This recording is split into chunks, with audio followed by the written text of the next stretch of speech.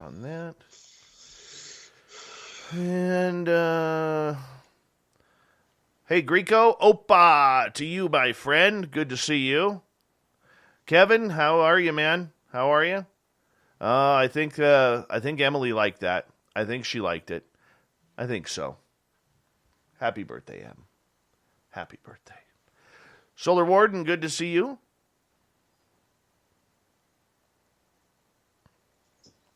Mm-hmm. Mr. Apnea, thanks for joining us. And there we go. How do you like my new beanies? Or toques if you're Canadian. We got We Own the Night. We got We Own the Night toques now. We Own the Night ones. Yeah, they're kind of awesome. $20. $20. I'll even give them a smooch for you. I don't have my jeans on high and tight, man. They keep me rolling, waiting for my jeans to getting tighter. All right, 20 seconds. R Keith Andrews is here. You know what that means, the ET connection coming on up. Hey, Knucker, good to see you. Susan, nice to have you here.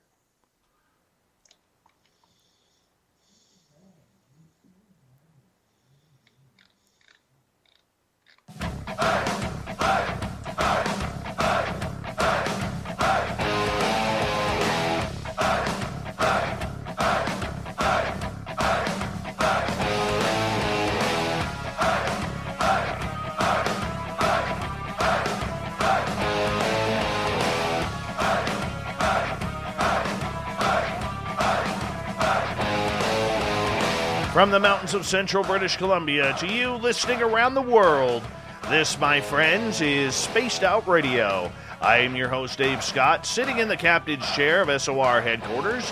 We welcome you to tonight's show on our terrestrial affiliates around North America, digitally on TalkStream Live, Revolution Radio, and KPNL. If you want to take a listen to our archives, they are free for you by going to youtube.com/Spaced Out Radio. Just do old Davey the favor, hit that subscribe button. You can follow us on Twitter at Spaced Out Radio and on Instagram at Spaced Out Radio Show. Our website is spacedoutradio.com, where we have a plethora of features for you, including rocking out to Bumblefoot and reading up on Captain Shirk's SOR Newswire. Tonight's show is brought to you by Chive Charities. Help make the world 10% happier by visiting Chive Charities today. You can find them on our website.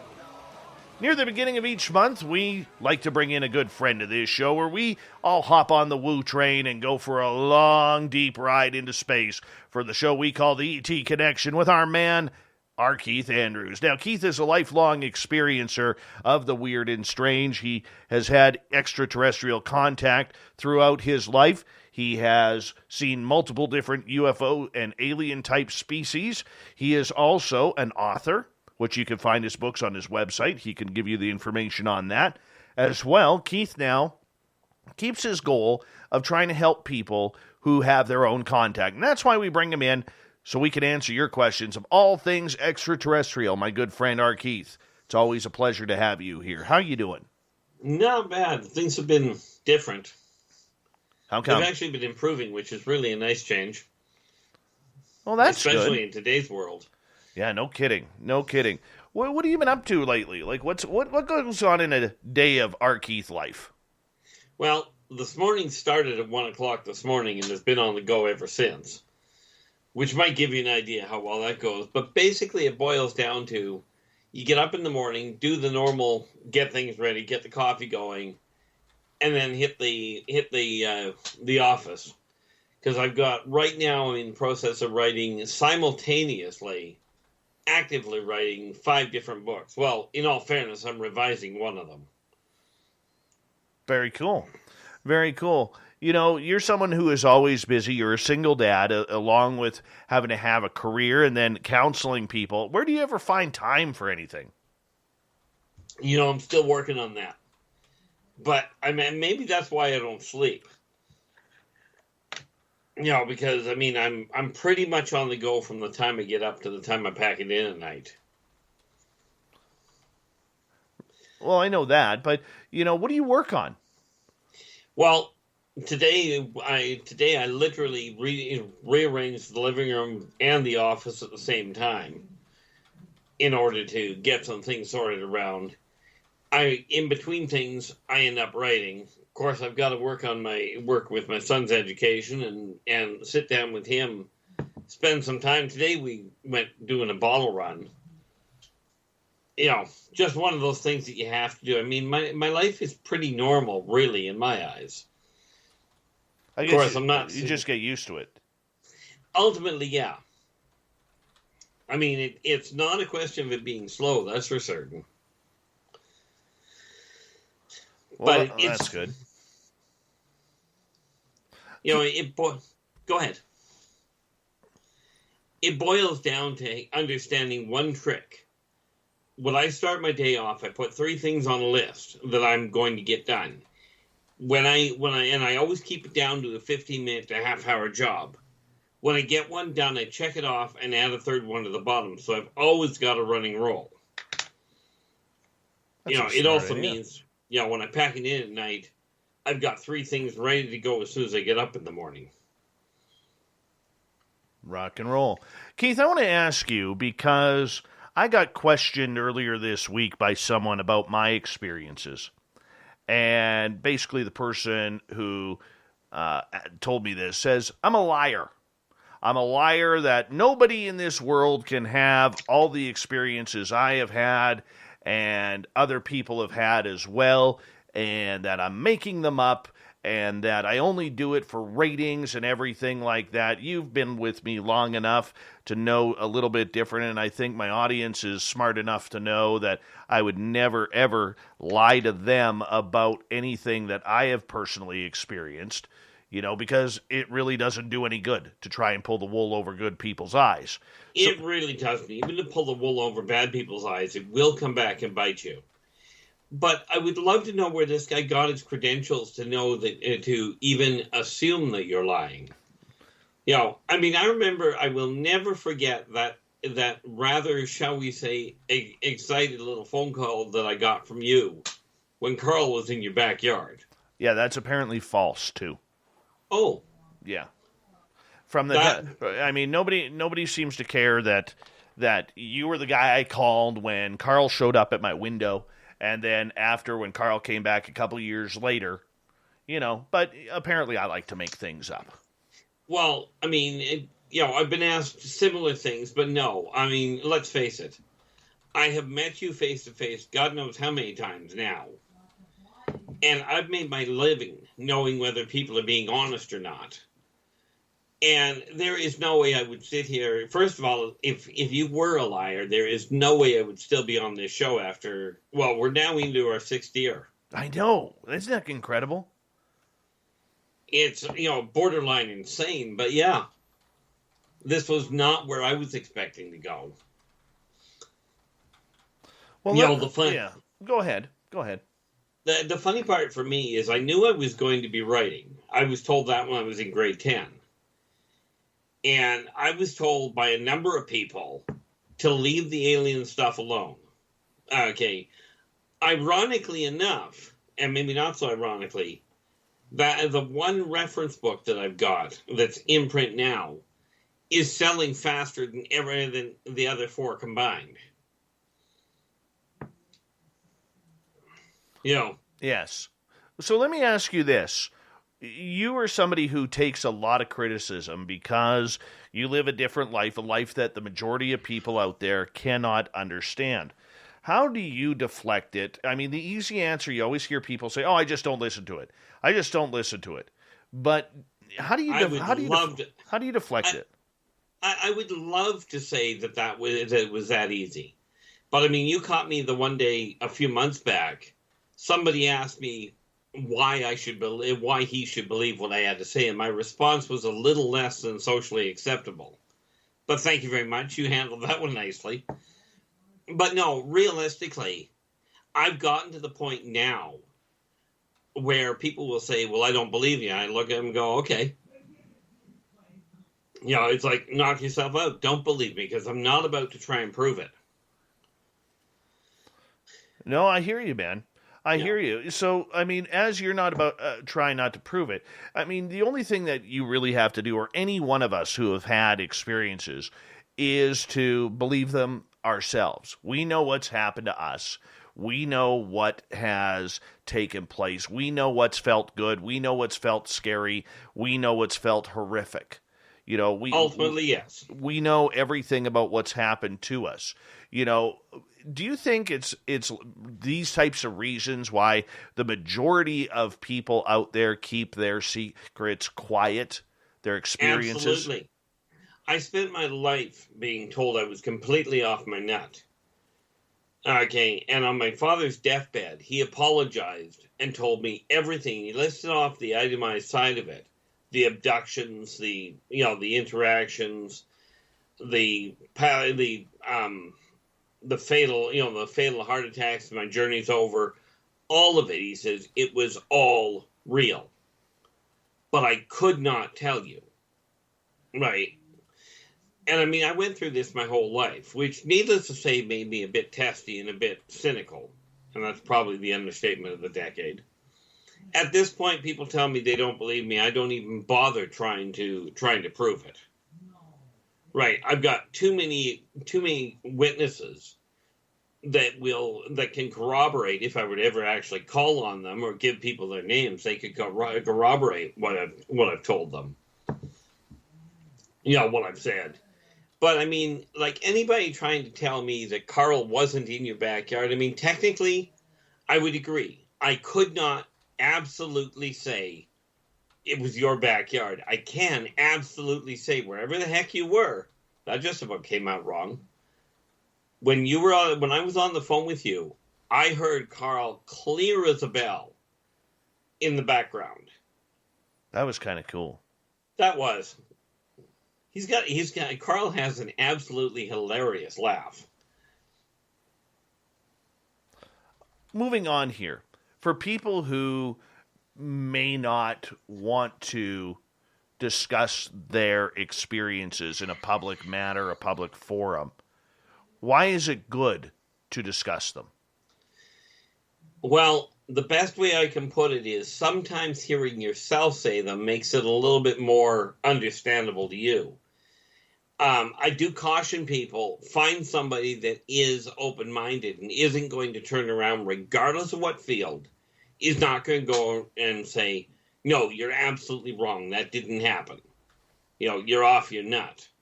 Or did you forget your meds today? It helps a lot. Talking to people that have been through it, like especially on Spaced Out Radio here, you can voice whatever you will for the most part, if it's amicable, in the chat room, and people do not jump on you and start calling you all sorts of names. And the few times I have seen a problem with it, you're right on top of it to evict the person, to evict the negative contact. But it helps the person really come to terms with the fact that they really are going through it.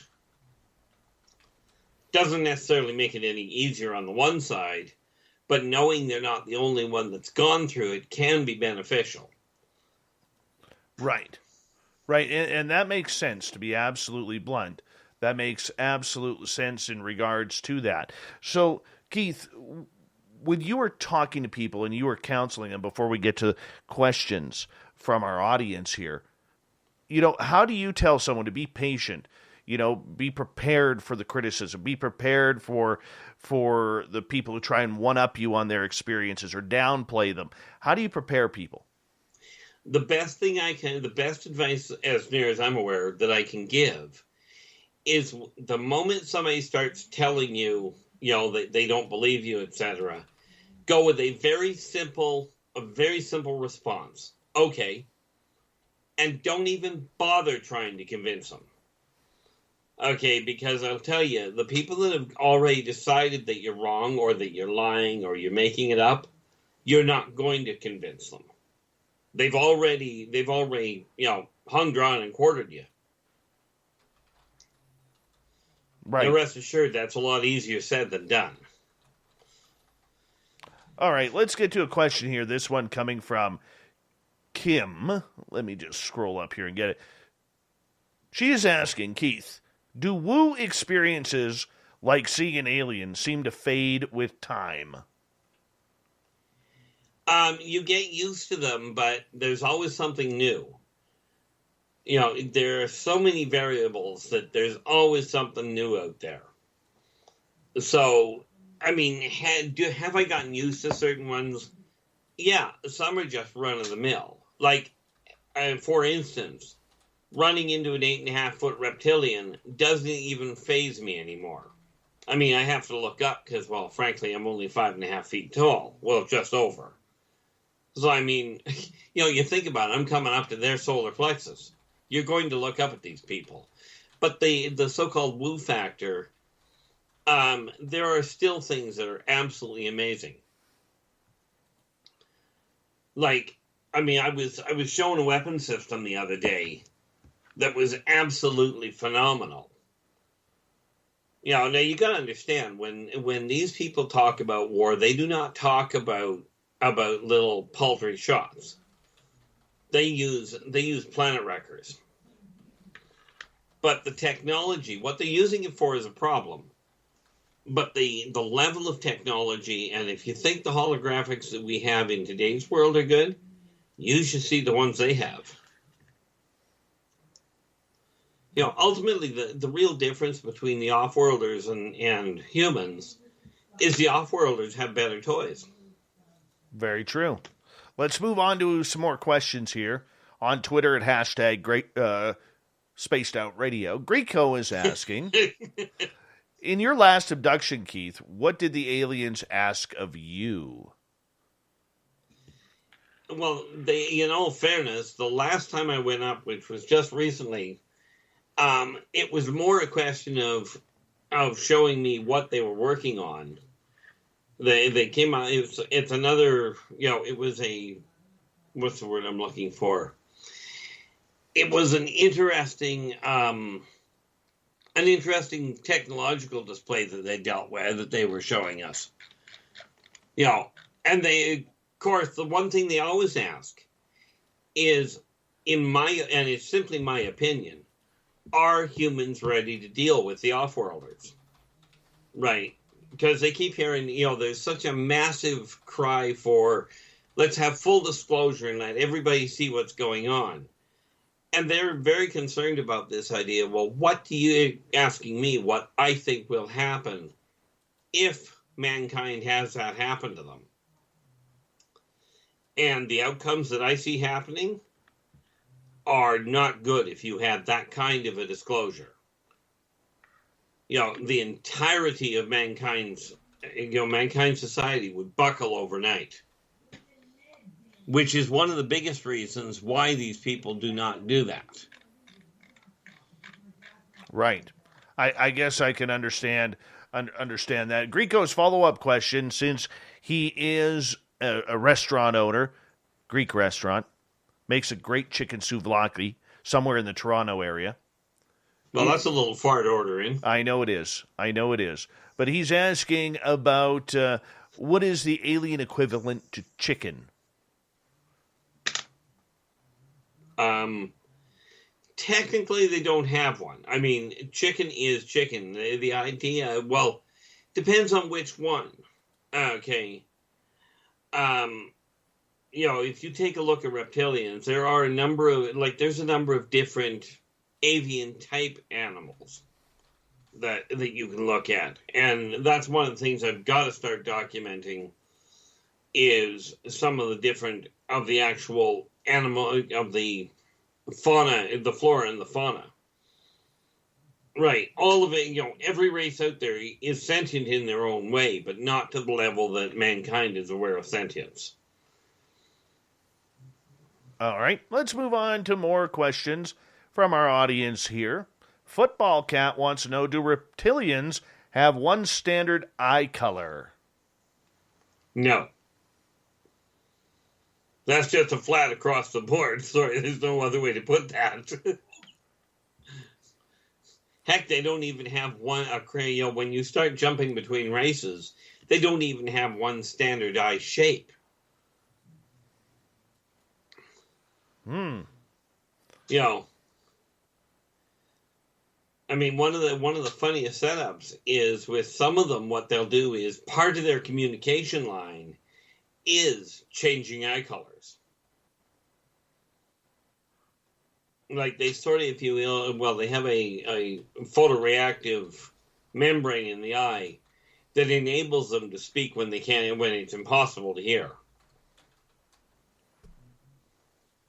Really? Seriously. Communication, humans are limited to using their mouths and using their hands.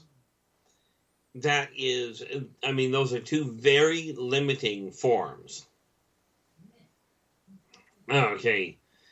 So, I mean, you take a look at some of these races, and there are so many other ways of communicating. Some use sonic, some use pheromonal, which is scent.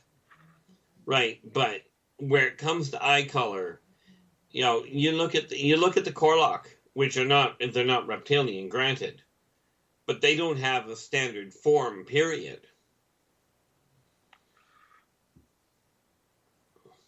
But no, the reality of it is, as far as reptilians go, I mean, I can think of right off the top of my head about a dozen different races of reptilians.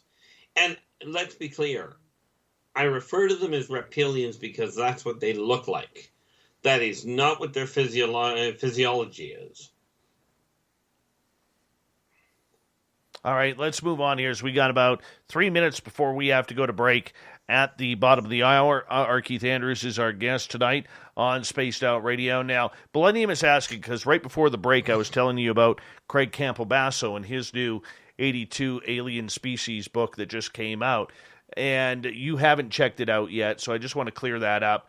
And are you going to get that book and kind of compare or even talk to Craig? I will try and make contact with him, yes. And I will probably try and get a hold of the book. In all fairness, I haven't got a hold of any of the books that people have been reading. Well, that's not 100% correct. I've got a very limited library.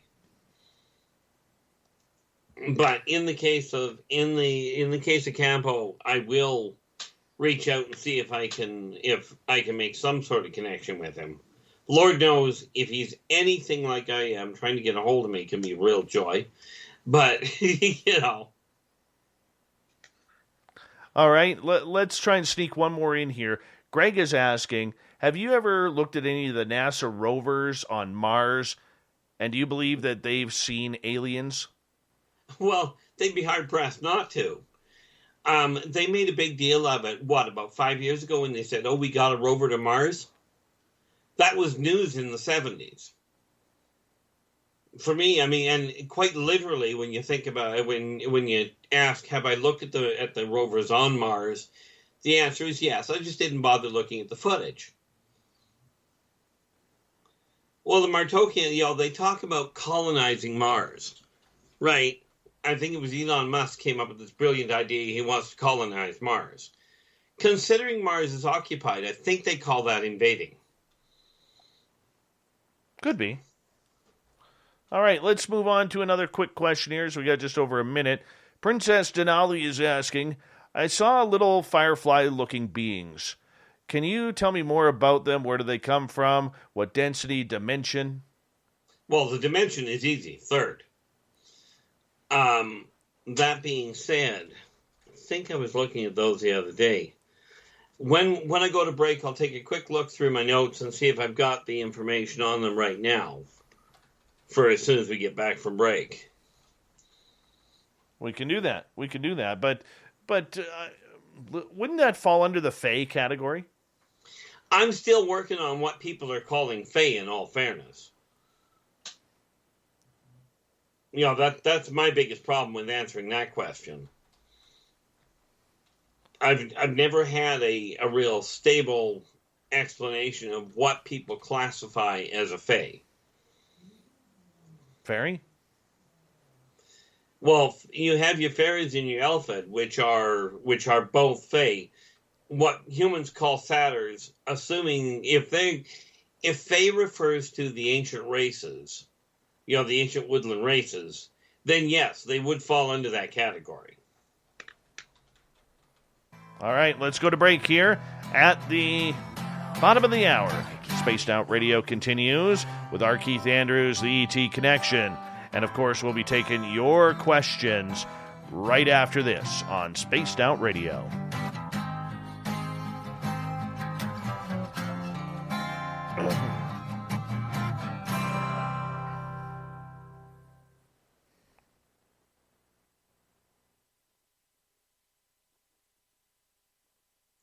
All right, Keith, we're back.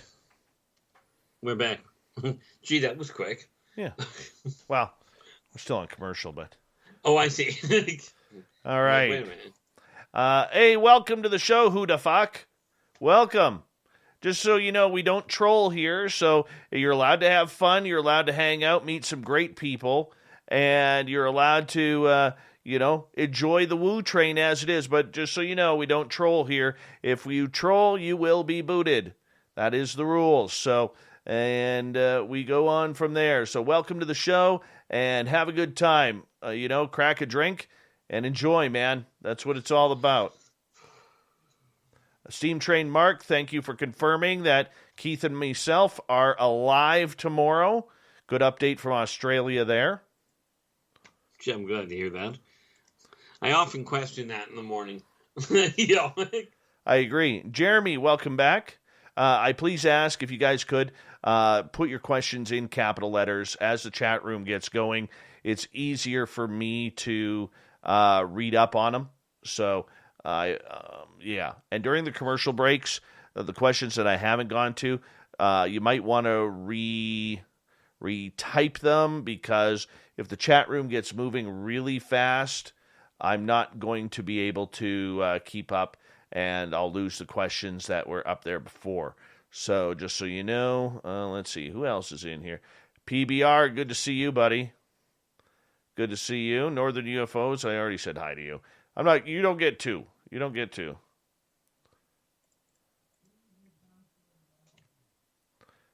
Oh, PBR, we already know what you're all about. We already know what you're all about. Let's see.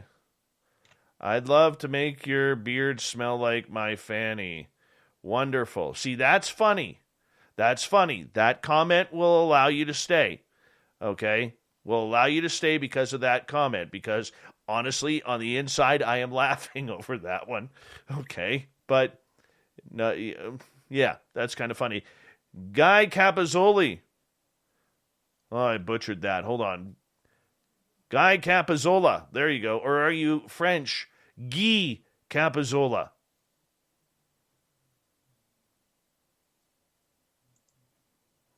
Jurassic Joey, welcome.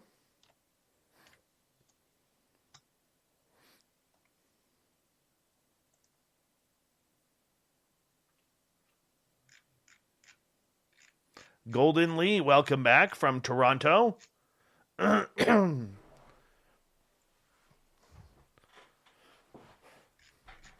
Italian. All right, so he's a guy. Audrey and Jamie, welcome back. Uncle Dale, please explain how the power stash is looking tonight. We'd appreciate that. John Balderman, welcome to the show. The gorgeous and talented Simply Coco has arrived, everyone. Make sure you give her a round of applause.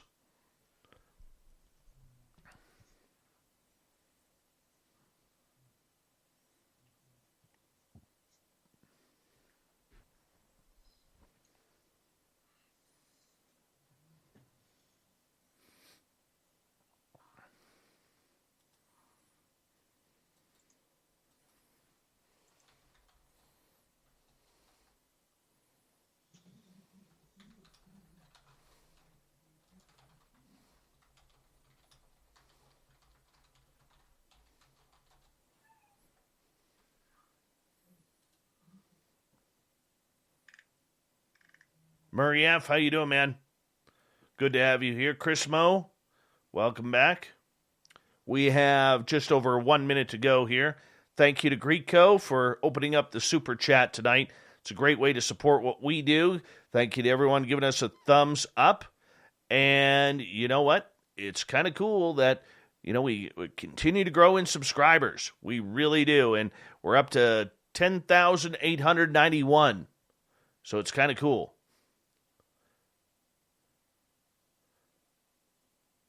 PBR, I'm proud of you, man.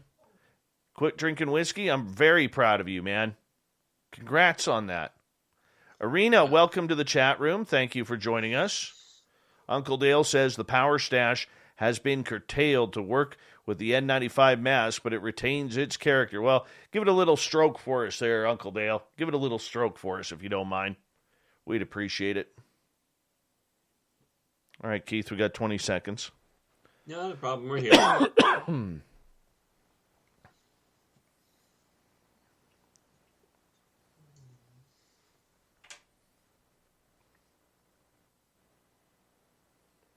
Hi, Bombshell Bomber. Here we go.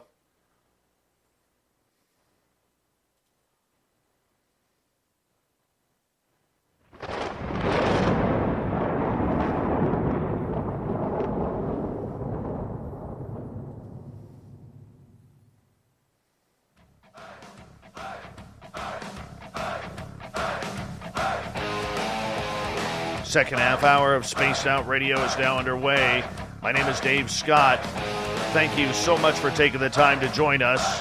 I really do appreciate it. I want to remind you that if you've missed portions of this show or others, check out our free archives by going to youtube.com/Spaced Out Radio. Just do me the favor, hit that subscribe button. Our website is spacedoutradio.com, where we have a plethora of features for you, including rocking out to Bumblefoot and reading up on Captain Shirk's SOR Newswire. Follow us on Twitter at Spaced Out Radio and on Instagram at Spaced Out Radio Show. We continue on with R Keith Andrews and the ET Connection right here as Keith joins us at the beginning of each month to talk about ET Contact. Everything aliens on the table tonight. Keith, welcome back. Well, thank you for having me, and welcome back to everybody that's joined us and is still with us.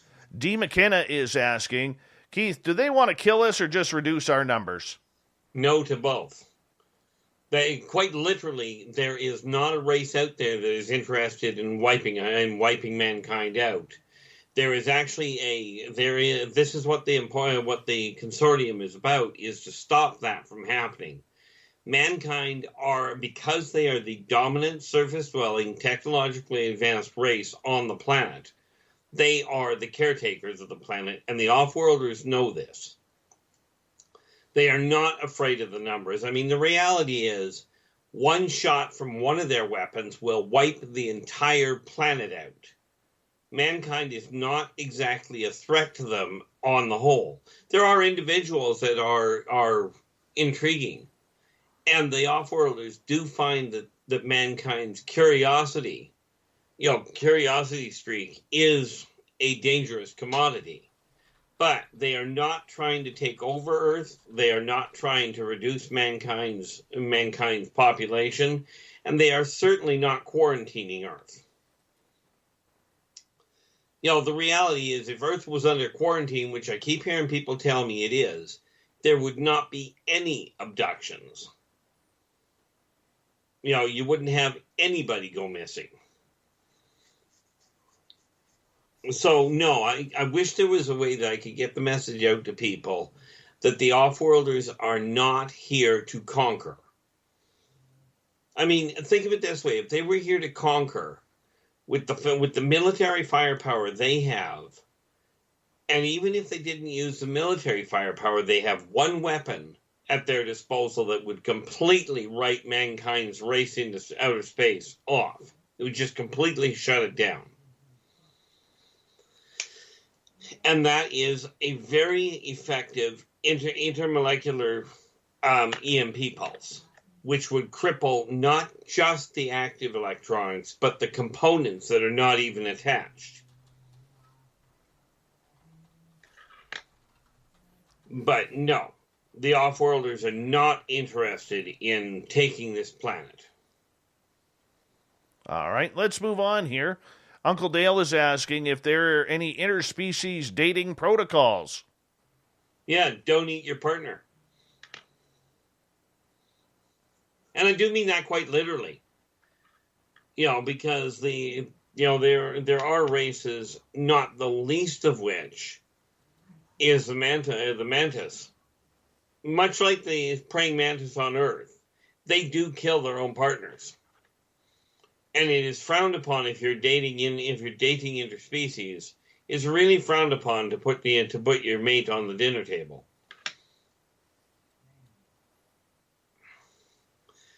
But other than that, they take a very severe look at genetics and what have you. Most races, though, quite frankly, they don't tend to intermix because, like, humanoids will intermix with humanoids. Reptilians will intermix with reptilians on the whole. But you won't get, for instance, you will not get a Korlock intermixing with a, you won't get, I was going to use his name, and that is not what we need. Oh, you will not get a Korlock interbreeding with a vegan. They are just genetically completely incompatible. All right, let's move on to another question here. And that comes from Andrew. He's a big cricket fan in sports. He's from the UK. He's watching the same game that started like in 1978 right now. He's asking, do aliens... That's a long game. He goes, do aliens play cricket or any other sports? They have variations that are similar that are similar in configuration to what Terrans use. One of the funnest ones that I've watched myself that's perfectly harmless is they have a 0G version of wall ball. Okay, they do have a version of it's sort of a cross between football and rugby, with one critical difference between Terran versions and their version. Their version tends to be fatal. Goals are not made by getting the ball across the end line. It's by taking out one of the opponents. And I don't mean crippling him. If he's crippled, he's still able to play. Interesting. Okay. Let's move on here to another question. Nikki is asking, Keith, have you ever come across a parasitic octopus type ET race? It's funny you should mention that. I was just working on one of those. Not exactly parasitic, but they're cephalopodic. I have come across parasitic races. Just finished working on one here. Literally, I was just working on updating the data that I had for him. Where are we here? Just scanning through considering I was just writing it. Oops. Wish the computer would cooperate. That would make it so much easier for me. There we are, the Queespar. They are a squid-like race. Okay, they are not parasitic, but they are very much like an octopus. And answer that other nice little question, yes, the octopi that we have on this planet, many of them evolved from the pets that were let go, or more to the point, the pets that escaped. Either the pets that escaped or the munchkins that decided they didn't want to be on ship anymore. But of course, when you take them outside of their community, they don't have the intellectual stimulation, and therefore they resort back to a very baseline evolutionary path. Intellectually speaking. Makes sense. Okay, let's move on here to our next question from, Jeremy, who is asking, do the Nordics listen to podcasts? All the time. I believe the term would be scan them, or scour them might be a better word for it. They keep an eye on them. They got chastised really early in mankind's evolution. And they have paid very close attention to the re-evolution of mankind ever since they got chastised for it. So yeah, they do listen in on them. Some they'll pay attention to. Like I told Dave, 5 years ago? that you were being listened to. Mm-hmm. And if I recall correctly, you said, no, that can't be. And then Carl shows up at your window. You know? Well, it happens, right? It happens sometimes. You get little aliens every now and then, Keith. It's okay. It's okay.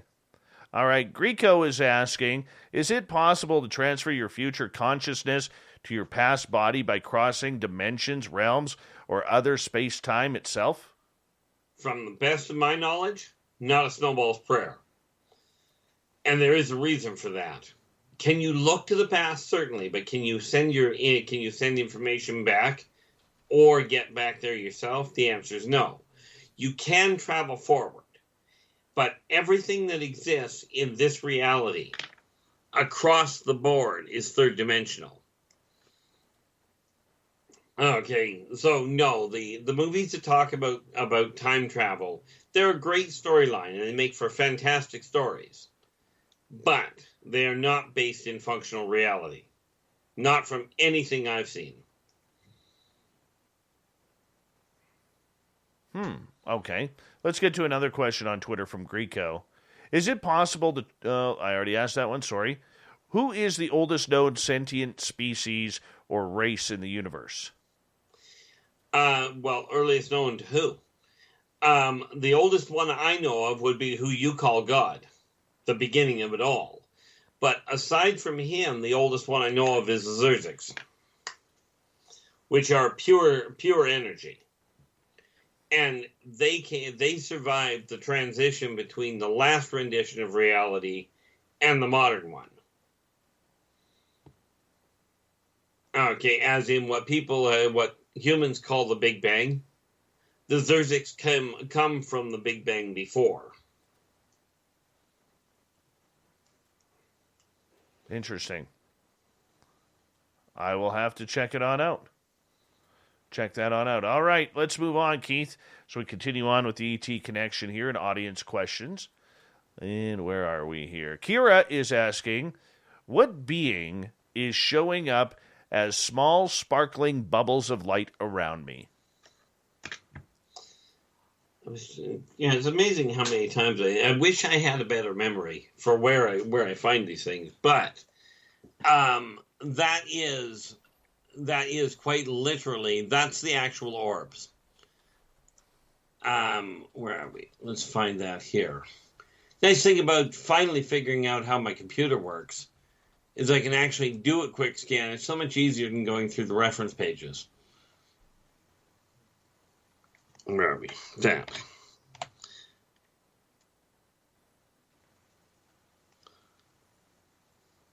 Okay, what do we got?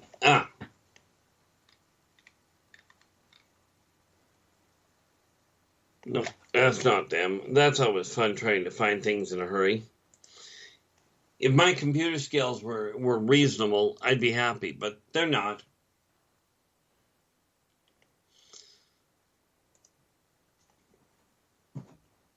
And rest assured, it's not a question. See, the thing is, there are 3 different types of orbs that you'll see. The little ones that would show up around you, right, oh, there we go, the Vorosic. Funny part about it, Dave, I looked through the computer trying to find that. Can't find it worth a hoot. Grab the book. People tell me computers are faster. Guess what? They're not. You know, at least not for me. But the Vorosic are the ones that you're likely referring to. Do you want to go into definition about them? Well, the Vorosic are literally, they are an orb.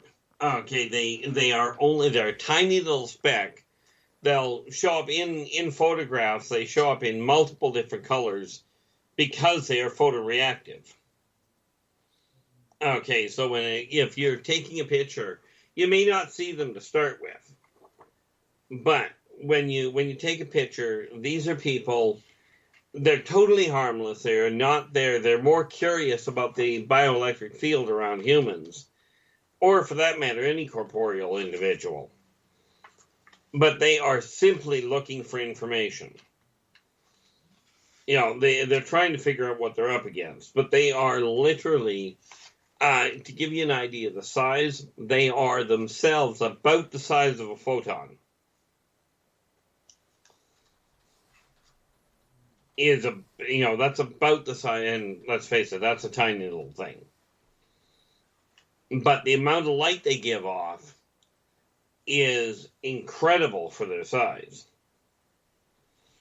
But they have when we talk about, I'm going to use the term a global community, but it goes so far beyond global. Right, because their empire literally spans light years. Right, not dimensions, but light years. And the thing is, with them, they have direct communication with each other. They have it's not a colony mind, it's independent mind, but they are communally linked.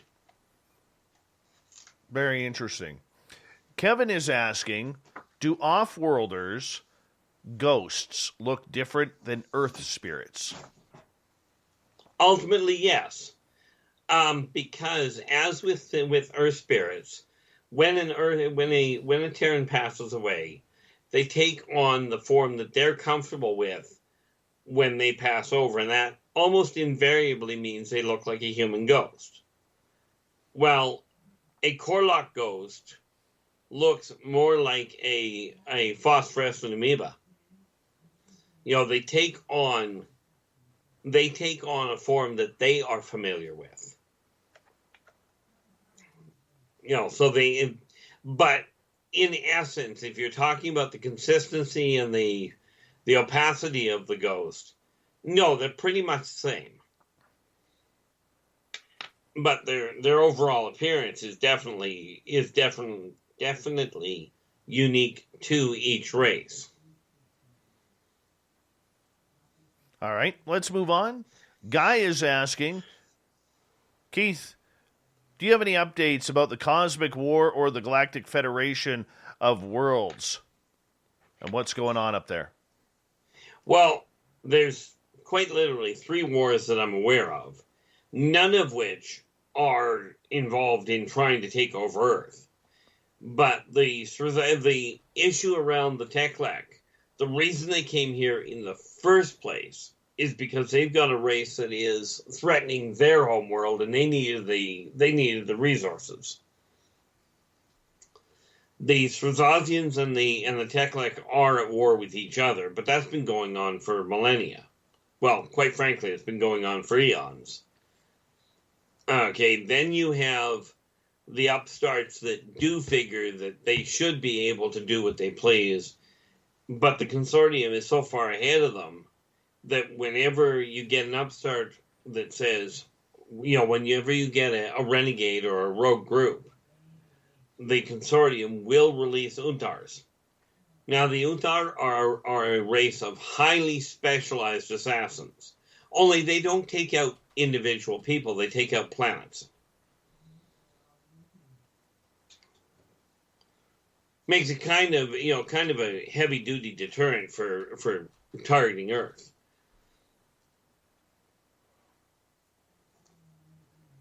There are a couple of, and I know for an absolute certainty, on top of the war between the Teklek and the Strazazians, the Teklek have a civil war going on as well. Because they're not all happy with their own leaders. Right. We got 5 minutes left before we have to go to break at the top of the hour. R Keith Andrews, the ET Connection, is here tonight. Michael Leger is asking, Keith, what race of alien has the closest philosophy to Buddhism?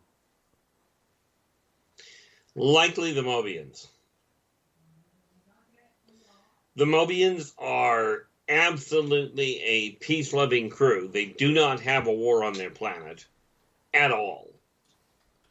They are very much a unified race. Right, and it's a toss-up between the Mobians and the Venusians. But the Venusians are heavy into the artistic side of things. The Mobians are just much more on a unilateral, equal base.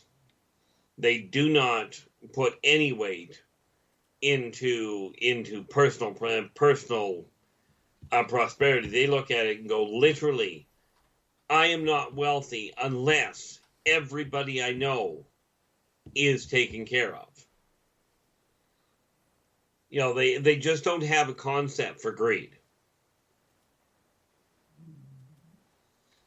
All right.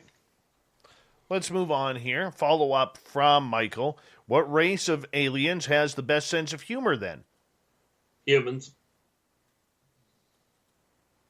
And no, I realize those aren't aliens, but, you know, I mean, if you take a look at the Parake, which are not an off-world race, they are they're an ancient race. And they are funnier than heck. Right. But I'll tell you, they're not high-strung, but they are extremely high energy. Picture a little kid and give him all kinds of caffeine and sugar and see what happens if he's in a good mood. Greg is asking, do the Awara, Bigfoot aliens, use melee weapons or range weapons? Well, technically, they use both. I mean, but the Awara do not use technologically advanced weapons. Okay, they do as far as the ships go, but in hand-to-hand, they use primarily, they will use whatever is available in the way of heavy weaponry, like as far as for instance, a thick tree trunk.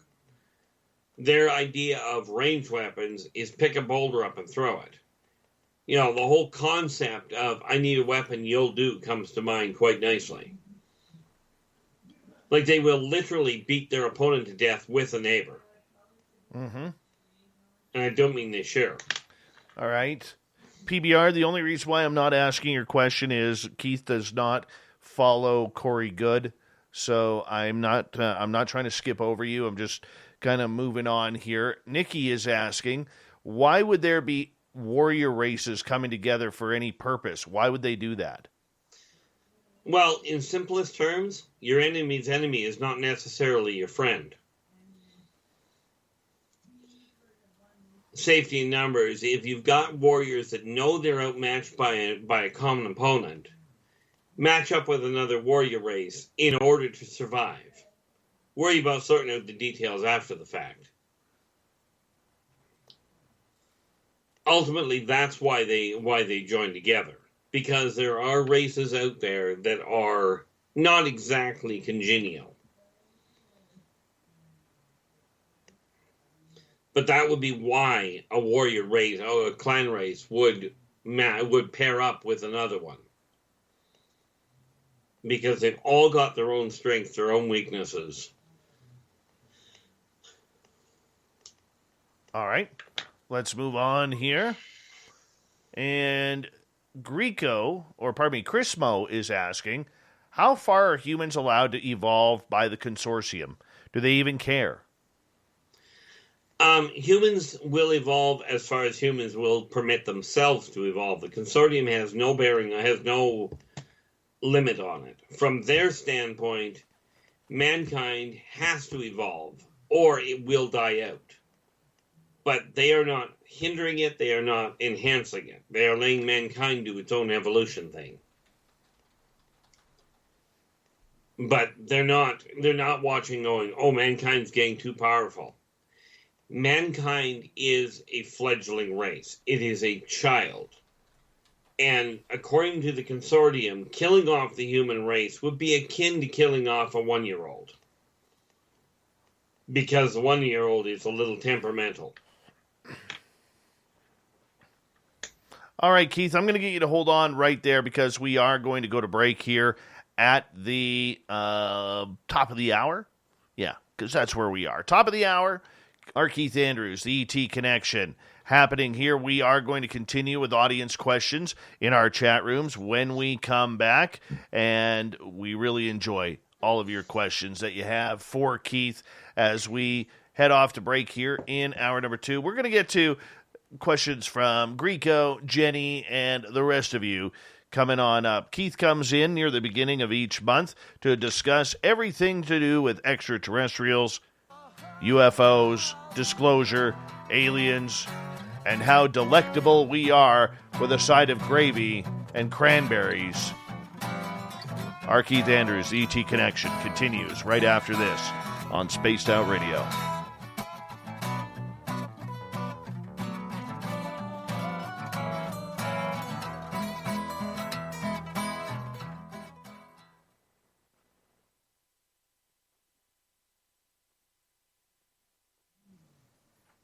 All right, I'll be right back, Keith. Channel, where we store all of the SOR show archives for free.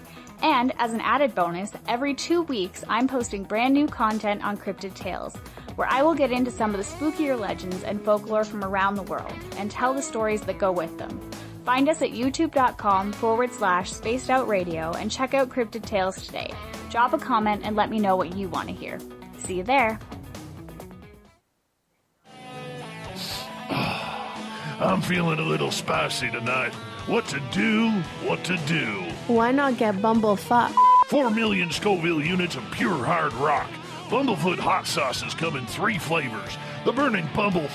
Tone it down a bit with Bumblicious and throw the sauce on everything. Spicing up. Bumble me, baby. Bumblefoot hot sauce. Get it today at kajans.com. For the price of 1 cup of coffee a month, you can become an SOR Space Traveler.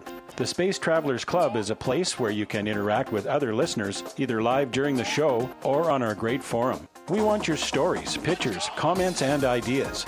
You'll get live video streams, exclusive content, and be a part of our newsletter. Stay in touch with everything SOR. The Space Travelers Club is just $5 a month at spacedoutradio.com. Are you intrigued by Paranormal Talk Radio? You'll love the new Paranormal Radio app from TalkStream Live. You'll find a great selection of talk shows covering UFOs, ghosts, strange phenomena, and much more. Download the Paranormal Radio app now and start listening to the very best in paranormal talk entertainment, including the network you're listening to right now, the Paranormal Radio app, free in Google Play and the iOS App Store.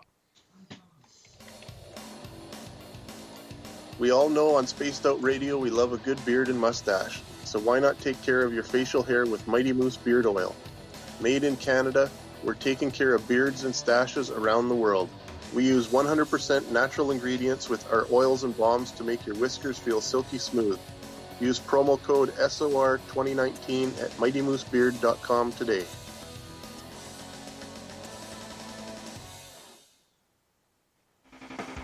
The party is always on at the Moose Vancouver.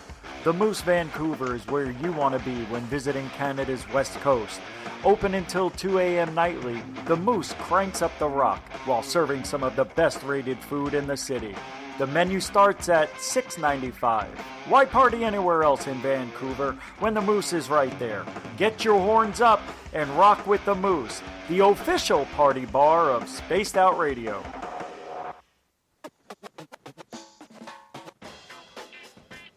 The SOR Vault is open for business, and do we have some cool swag for you to pick up? All you have to do is head over to our website and click on the SOR Vault. You have a variety of cool logos to choose from, and put them on anything you want. T-shirts, hoodies, hats, coffee mugs, you name it, we can get it to you. So do your shopping by supporting the store you love. Get your Spaced Out Radio swag at the SOR Vault today.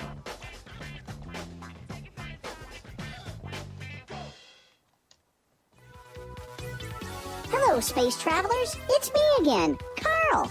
Don't forget to join the Space Travelers Club for just $5 a month and follow Spaced Out Radio on Twitter at Spaced Out Radio. Our Instagram, Dave Scott SOR. Our Facebook page is Spaced Out Radio Show. Our archives are free at youtube.com/Spaced Out Radio. Come woo it up with Spaced Out Radio today. Bye! Hey, Space Travelers, this is John Resig, founder of the Chive and Chive Charities. If you know anything about our website, you'd know we like to do things a little differently. We're not some faceless organization collecting money for a nebulous cause. Our donor dollars go directly toward life-improving items. Then we give those items directly to an underdog who needs it most. To become a donor with Spaced Out Radio's official charity, Chive Charities, just go to chivecharities.org/donate. We are scouring the world for the most intriguing stories of your day. Take the time to read up on the SOR Newswire, where our team, led by Captain Shirk, will deliver to you some of the best paranormal and supernatural news. All right. Here we go. Keith, how you doing, buddy? Not bad. We got about 90 seconds. Yeah. I got my drink.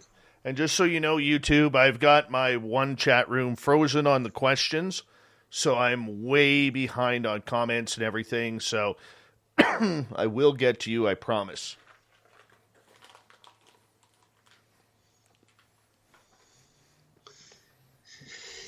It's amazing how fast the chat rooms fill in this place. I marvel every time at how you manage to track all of them. Well, it's actually kind of easy. It's actually kind of easy. That's what I tell people when it comes to writing books.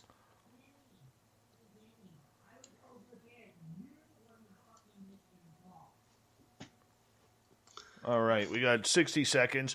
Thank you to Greco and to Cat Chaser for the awesome super chats. Thank you. It's a great way to support what we do on this show. And thank you to everybody who's given us a thumbs up and a hit that subscribe button for us. We really do appreciate the love and support that you guys are giving us. And yeah, we're just going to sit back, relax. We'll get going here in just a couple of minutes, or a couple seconds, that is.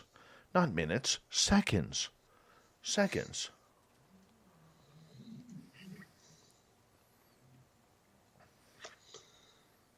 Yeah, just a quick edification for you, Dave. Yeah. We are now at saying we're tiny compared to anybody, but we are at 78 subscribers now. Hold on, and Keith. Climbing. You're listening to Spaced Out Radio with Dave Scott. Follow Dave on Twitter at Spaced Out Radio and on Facebook, Spaced Out Radio Show. Hour number 2 of Spaced Out Radio is now underway. Thank you so much for taking the time to join us. We really do appreciate earning your listening ears. Welcome back to everyone listening in on our terrestrial affiliates around North America, digitally on TalkStream Live, Revolution Radio, and KPNL. All of our archives are free by going to youtube.com/Spaced Out Radio. Just do old Davey the favor, hit that subscribe button. The Desert Clam has set the password for tonight in the SOR Space Travelers Club, Zamoka. Zamoka is your password. Use it wisely, Space Travelers, as the Clam sets a password each and every night right here on Spaced Out Radio. Our website is spacedoutradio.com, where we have a plethora of features for you, including rocking out to Bumblefoot and reading up on Captain Shirk's SOR Newswire. Follow us on Twitter at Spaced Out Radio and on Instagram at Spaced Out Radio Show. We continue on with R Keith Andrews and the ET Connection. Keith comes in near the beginning of each month where we talk about everything extraterrestrial, taking questions from our chat rooms on YouTube, Spreaker, Twitter, and elsewhere. Keith, welcome back. Well, thank you for having me. You're very welcome. welcome To everybody that's joining us. All right, let's start off with, let's see here. Let's go with Greco. Which alien race is known for the hottest romance? On a positive side, or what humans would call positive, probably the Orions. Literally speaking, the fire elementals. And the Daemons run a close second.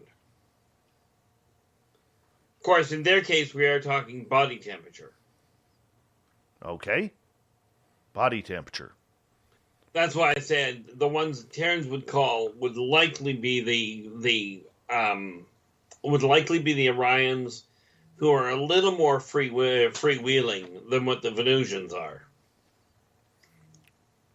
All right. Jenny is asking, Keith, do the aliens say anything about things on Earth getting better or worse?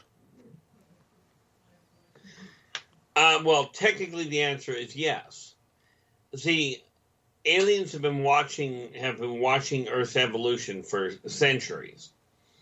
Earth is once again at that turning point where they're either going to figure it out and pull together, or they're going to tear the race apart again and put themselves back into the Dark Ages.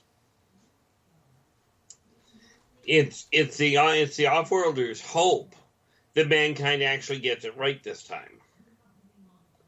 there's usually, on average, there are about 12 restarts that a society, that a race goes through before it finally figures it out.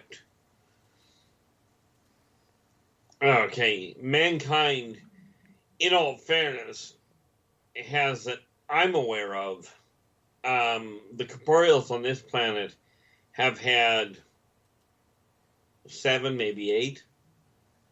And I actually have to run through it, and I'm just not going to take that much time to try and figure it out right now while I'm on the air. All right, let's move on to another question. Eric is asking, does DARPA work with an alien force? By the sounds of it, by the sounds of the way that question's coming across, I have no doubt they have contact, but if the question is inferring, does some alien force control what DARPA's up to, or does DARPA control what the aliens are up to, the answer to that is no. I have no doubt that they have some contact with them. But the Consortium is very strict on the issue of not giving mankind an edge that will offset the balance that is so precariously held right now. Okay. Well, let's go to Dolly's question. Dazzling Dolly is asking, Keith, does Space Force have any relation to Orion? As in what is being built here? Yeah, the U.S. Space Force. Only in as much as it is getting set up, as near as I understand it, to handle the intergalactic, the local solar system. But are they affiliated with the Orions? No. Not from anything I've heard.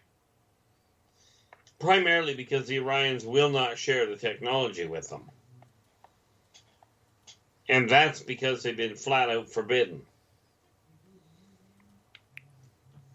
All right. Let's move on. Chrismo is asking, do all races in the galaxy have the same origin or no? No. The people that put the planets together aren't even all the same.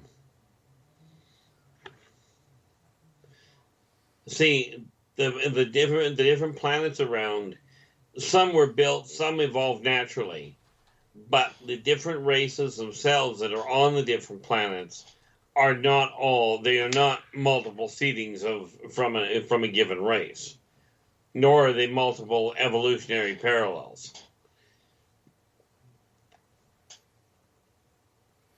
Okay. J1 or J-Own or Yion, J1. Anyways, asking, how would I recognize a non-human? That's a good question. It is. I find when their skin color is completely screwball, when the pigmentation moves around, we're dealing with non-human. Skeletal configuration is a good way. And the problem is they're easy to spot once you know what to look for. Problem is, in this venue, if I start going, here's the ear markers, some genius out there is going to start picking on people and going, oh, you're definitely an alien.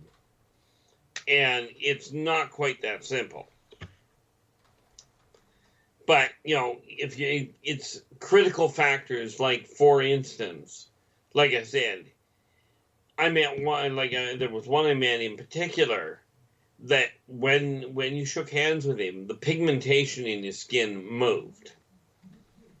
Okay, and I don't mean it went from white to red because you were holding on to it a little tighter. I mean it moved, just like the little oil bubble from back in the 70s, those little stickers that had the oil packs. I think you remember them, don't you, Dave? Yes. That's pretty much dead giveaway. You'll also notice with certain skeletal configurations or dietary modifications that some people are, for me, they're dead giveaways.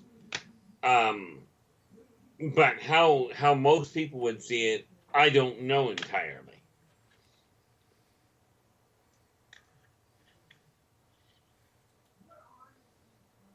All right, we can move on. Jurassic Joey is asking, how easy or hard is it for aliens to learn Earth and the languages? Now, that depends on the race. Okay, there are some races that pick them up in a hurry. The harder part is the cultural differences, from one side of the island to the other.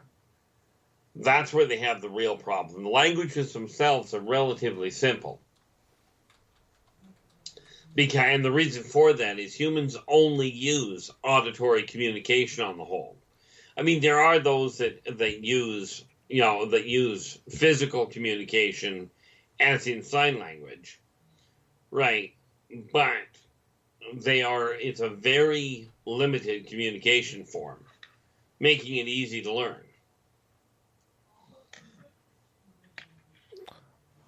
All right.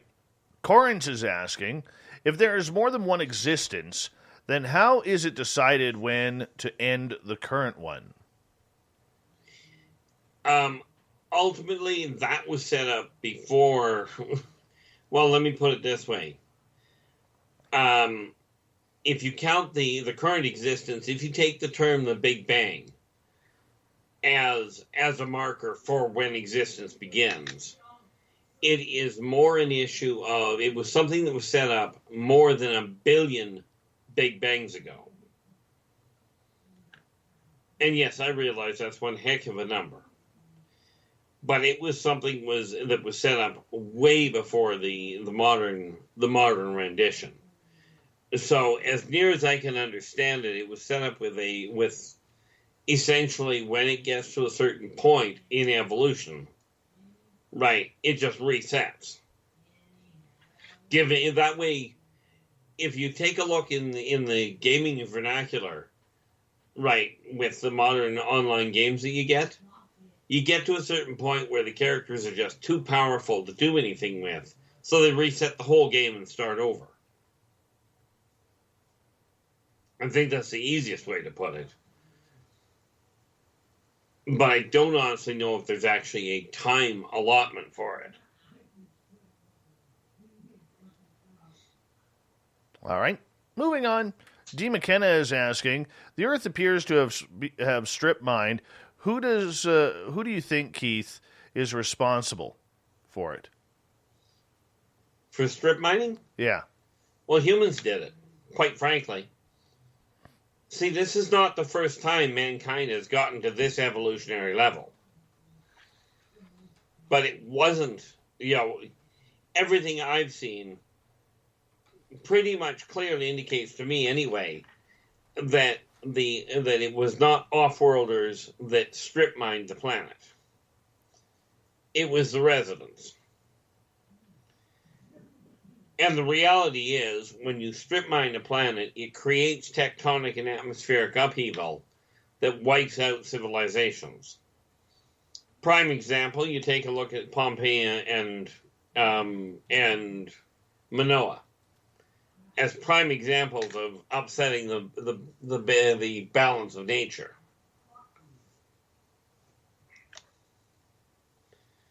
See, there's a rumor out that says that one race or another put the humans here to mine for gold. Gold is not the best conductor of energy. Okay. And quite frankly, it's extremely limited when it comes to dealing with some stuff. So, mankind has a lot of use for gold, and it's a wonderful color.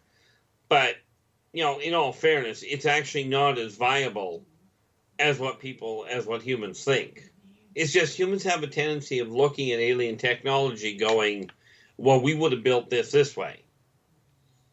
The reason the off-worlders don't build the equipment the way the humans would do it is because the way humans would do it doesn't work.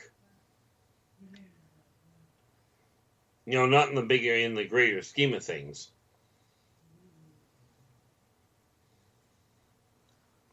All right. Perdurabo is asking, Keith, which races eat breakfast for dinner? And keep them away from me, because nothing should eat breakfast foods for dinner. Well, here's the funny part about that. Don't Humans start are with me, one of- Keith. Don't you start with me on this. Your idea of breakfast is, it's what you've learned.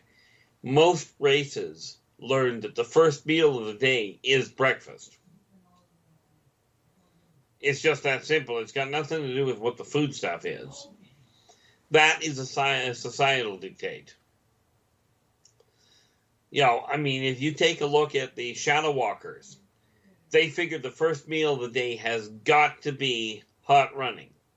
If it is not highly energetic, you shouldn't be having it for breakfast.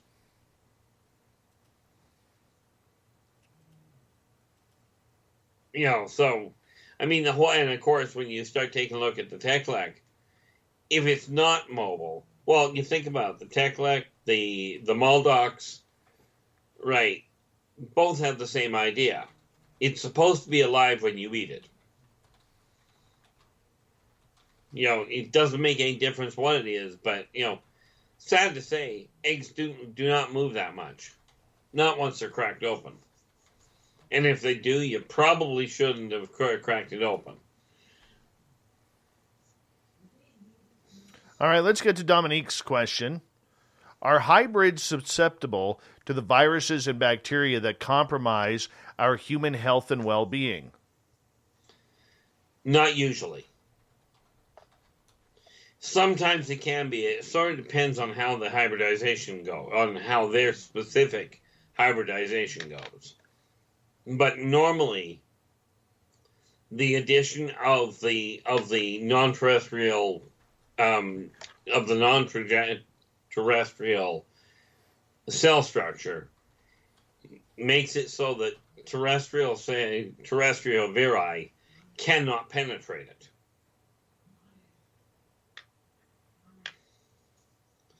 And of course, in some cases, like there are some races that are just plain too small for terrestrial viri to get into.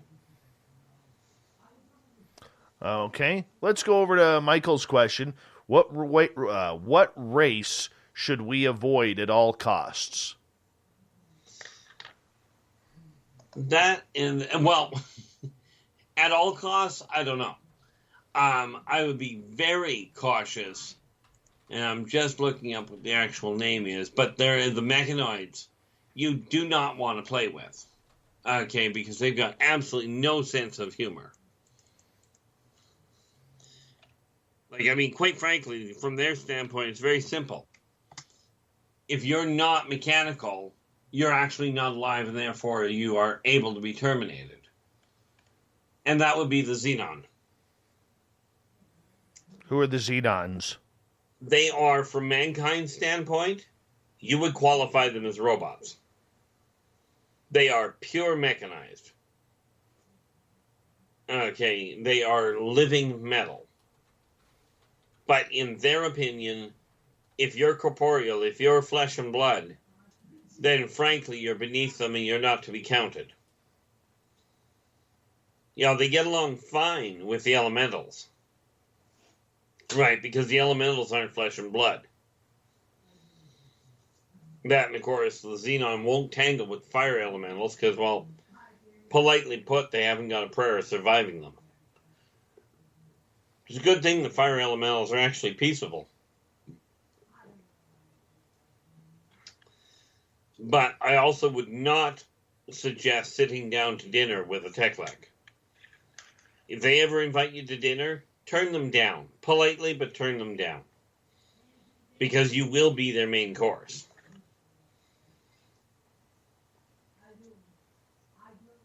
All right, let's move on here, buddy. R Keith Andrews and the ET Connection. We got about 5 minutes before we go to break at the bottom of the hour. Catherine, a.k.a. Cat the Kit, is asking, which species use pain to lock a human in place and why? Well, the vegans are known to, and the reason they do it is because they got no one understand. It's not technically they use it intentionally. They have no idea what pain is. but they have found certain frequencies stop humans from moving. They don't understand why it works, but they know it works, so they just work with it. And the fact that humans are screaming in agony, the vegans have absolutely no concept of why that is happening. Understand, vegans don't have a pain center. You can literally cut their arm off. And aside from it makes it difficult to hang on to a firearm, they will not pay any attention to it. You know, if you ever watched Monty Python, and the term, it's only a flesh wound, comes to mind very clearly with them. But again, the why is because they're trying to do their own experiments, they're trying to do their own analysis to understand what makes humans tick. One of the things that they are studying, quite frankly, is why humans make this really bizarre noise when you cut their hand off. And why they seem so objectionable to it when you put it back on. Yeah, they have figured out that pain does mean something, but they have no idea what it means. All right. Let's continue on here, Keith. Raw Umber is asking, do aliens use money? What do they think of humans using money? Well, what they think of humans using money is it's very primitive. They all have a barter system of their own. Some of them barter in essentially money or in other commodities. There's one race in particular that barters in blood quantity. And the better quality blood, the better it's worth. It's kind of like the difference between a $50 bill and a nickel. There are certain blood types that are much more valuable, and I don't mean Rh negative or something like that. I'm referring to species specific that are extremely valuable if you can ever get them. Of course, the problem with blood, they have literal blood banks. But the problem is that getting blood from races that don't want to give it is usually a dangerous idea. I can see that. I can see where that would be. PBR is asking, Keith, do you have a sketchbook of the aliens you have dealt with? I wish I could draw that well. I mean, technically, the answer is I've got some of them sketched out, but frankly, I do really well with the stick man that fell down the staircase. Well, that's nice. Yeah. We got to get you an artist. We got to get you an artist. Yeah, like I've had some people that have sent stuff in, but it's not of the quality I'm looking for. I'm looking for something that is very realistic. Something that, and I don't mean it has to be National Geographic realistic. Right. Because all I'm looking for is things that that are clear cut.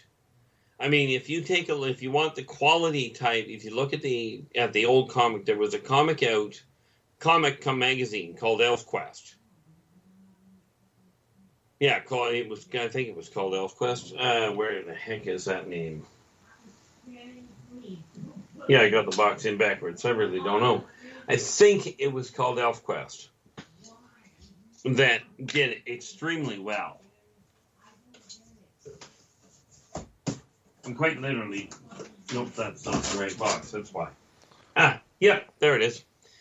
Couldn't see it for looking at it, but yes, it was a magazine come comic, depending on how graphic magazine, I think is what they used to call it, which would give you an idea of the quality of work I'm looking for. But I need something that for me to put it in there, because if it's just like I had somebody send me a picture that literally looked like an ink blot. And I looked at it and they had told me they were really good, real good, realistic artists. And I'm looking at it going, well, that'd be great for a Corlock, but unfortunately it doesn't do much for anything else. Bear in mind, Corlocks are amoeba. They don't have a physical form. Or at least not a static one.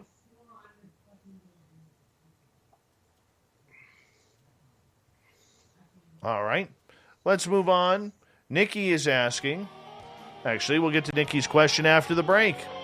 The music has come on, which means it's time to go to break at the bottom of the hour. R Keith Andrews and the ET Connection continues on Spaced Out Radio with your questions right after this, starting with Nikki.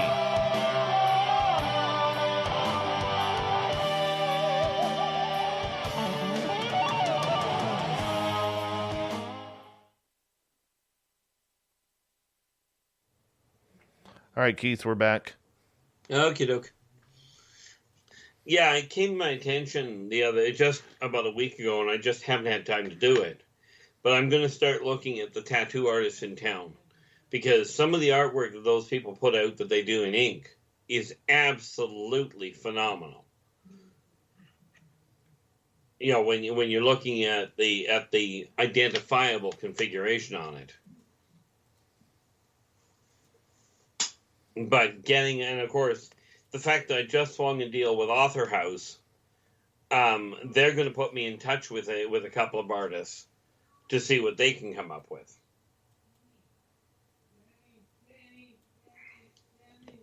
Which ought to make it entertaining. Right. Hey, bud, is that your son playing in the background, or is that his TV? No, that's probably him. You can hear him? Yeah, quite a bit. It's getting a little bit louder, if you don't mind. No, I'll go and shut him down right away. Be right back. No problem, dude.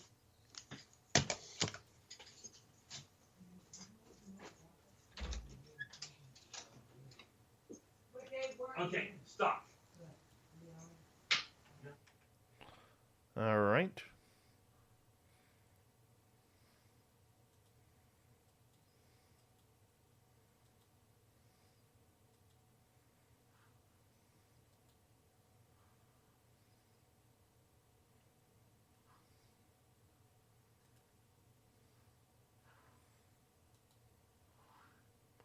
And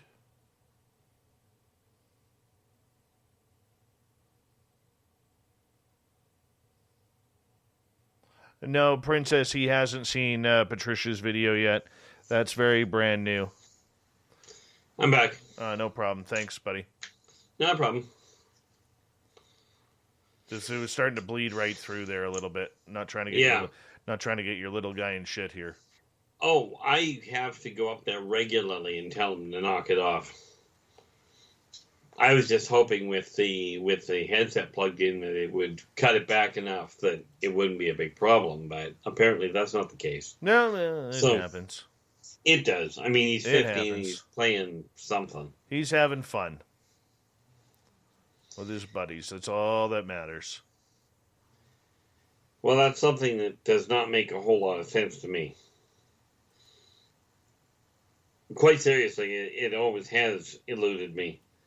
What people call fun and when I'm looking at it, it's like, how do you call that fun?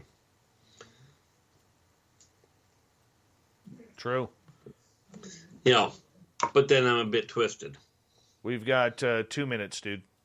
Okie doke.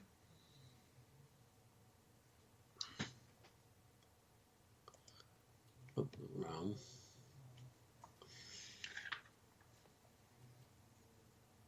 Yeah, I finally figured out how to get both books up on one monitor, so I can actually, when somebody asks me something, I can find it in a hurry now most of the time. Because I'll tell you, trying to pack that much information around in my head and remember all of it is why I write it down. No, I hear you, man. All right, we got about just under 2 minutes here. Yeah.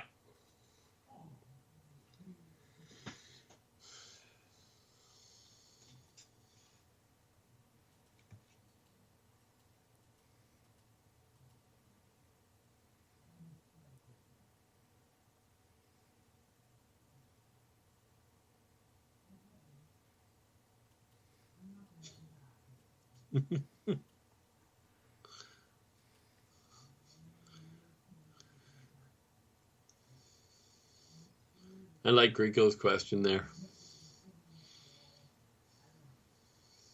I will get to it when it comes down, man. Oh, yeah. Oh, no, I leave the questions up to you. I have no idea how far up you are. I am way up there, dude. I'm probably in the chat room 25 minutes behind. Yeah, that wouldn't be a shock. Yeah. Well, this is why I tell people, if the question doesn't get answered, drop me a line and I will be more than happy to look at it, or at least I'll do my best to look at it. Mm-hmm. And there have been a couple of people that have done just that. Well, that's cool. All right, bud. We've got 20 seconds. Okie doke.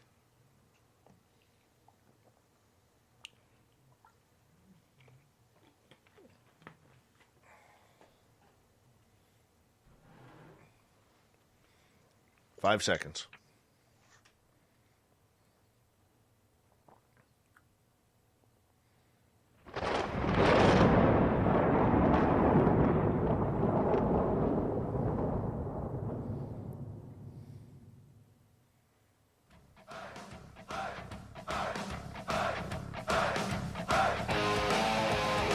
We passed the halfway point of Spaced Out Radio tonight.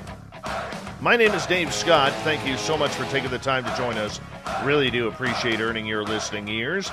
If you want to check out our free archives, you can do so at youtube.com/Spaced Out Radio. Do me the favor, hit that subscribe button.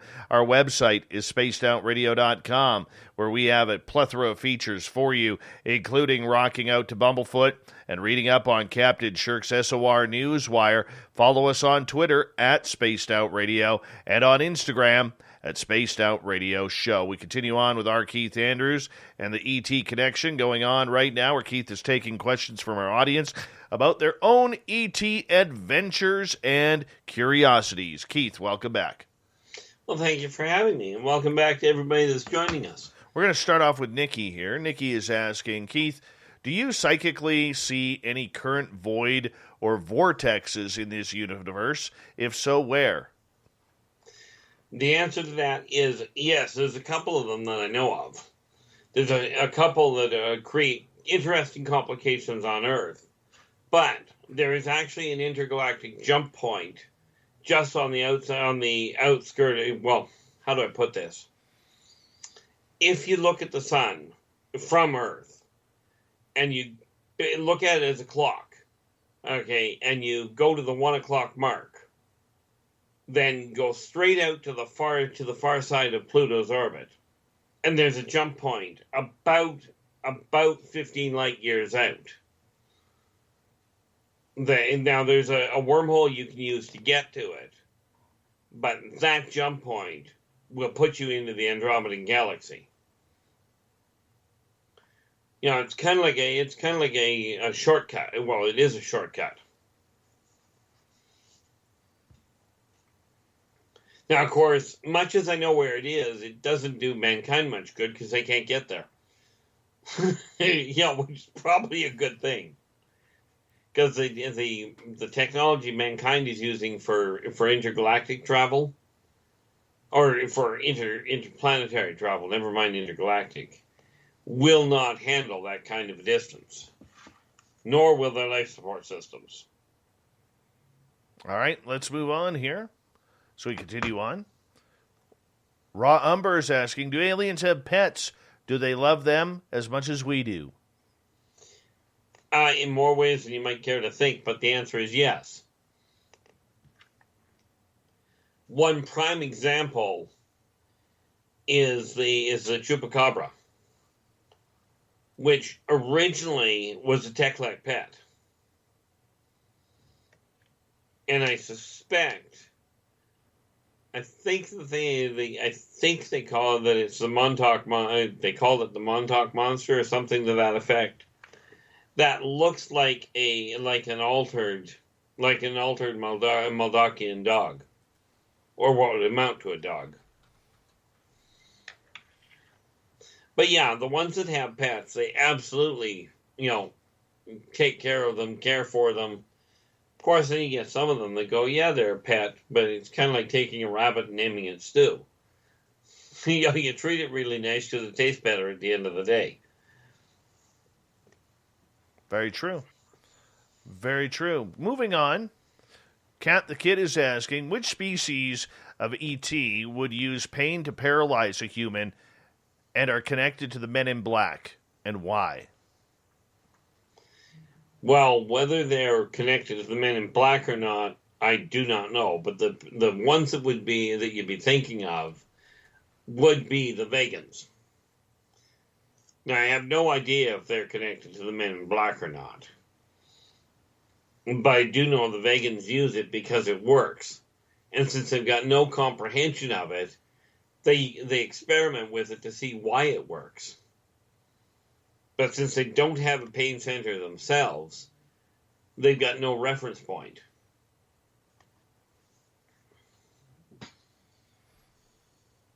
All right. Dominique is asking, after the COVID cull, when will the aliens who've been living here on the surface, or who've been, let me redo this one. After COVID, when will the aliens who've been living here on the surface, when will they be, who are they, and will they be leaving after? Or are they quarantined and locked down here?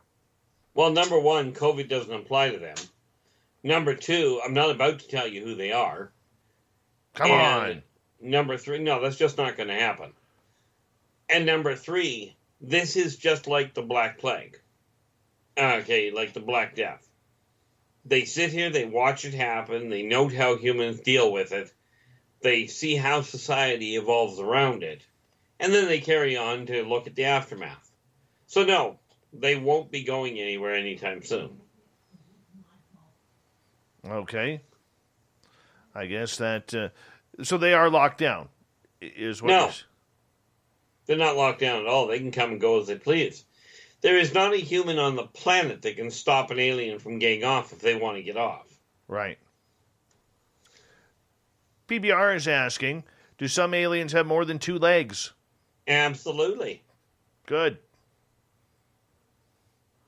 I mean, you take a look at the, for instance, if you take a look at the Udima, they've got 7. You know, the Udima have 7. Would be they're an obvious one. I mean, you know, quite frankly, the Mantis have 4. A lot of the insect appearing ones have 4 or 6 legs, depending on how they work. Right. I mean, basically, you're looking at a fair array of ones. 2 legs, in all fairness, is debatably the most ineffective and unstable skeletal configuration possible. You know, the reality is that when you take a look at that, it's very unbalanced, and you cannot, well, that's not entirely correct. I was about to say you can't sleep standing up, but you can, because I do. You know, but the bipedal form is one of the most unstable forms available.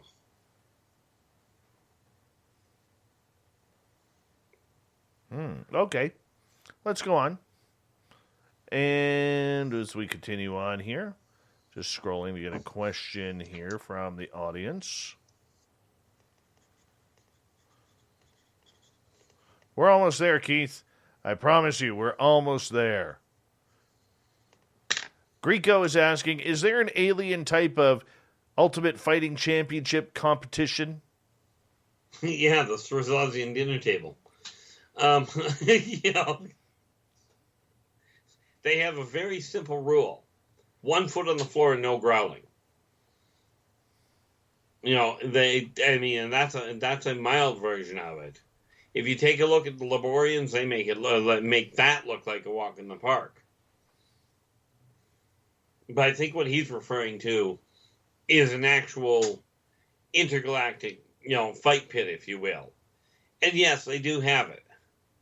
Because there's a lot of races that see physical prowess as a viable option.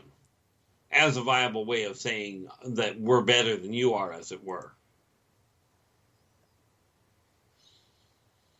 Go ahead. IHAS is asking, do you feel it's possible, even remotely, that you are dealing with psychic entities from Earth, trickster spirits, but not physically real ETs? In all fairness, especially when you throw the remotely in, the answer would be undeniably yes. But at least effectively undeniably. But that being said, I've had enough witnesses to know that that's not what I'm dealing with on the whole. Have I run into people like that before? The answer is yeah, definitely. But the amount of witnesses that I've had that have corroborated what I've gone through and have verified things that even I didn't know I had a verification person for. Right. Leaves me with a simple point of, I just don't question at this point. In that venue, I had somebody decide one day, she tried to start and I looked at her and I says, "What are you doing?" She says, "I'm just taking some of your excess energy." Well, 4 hours later, she sat up and she goes, "What happened?" I says, "Next time you try and take somebody's energy, make sure they're not the ones in control of it."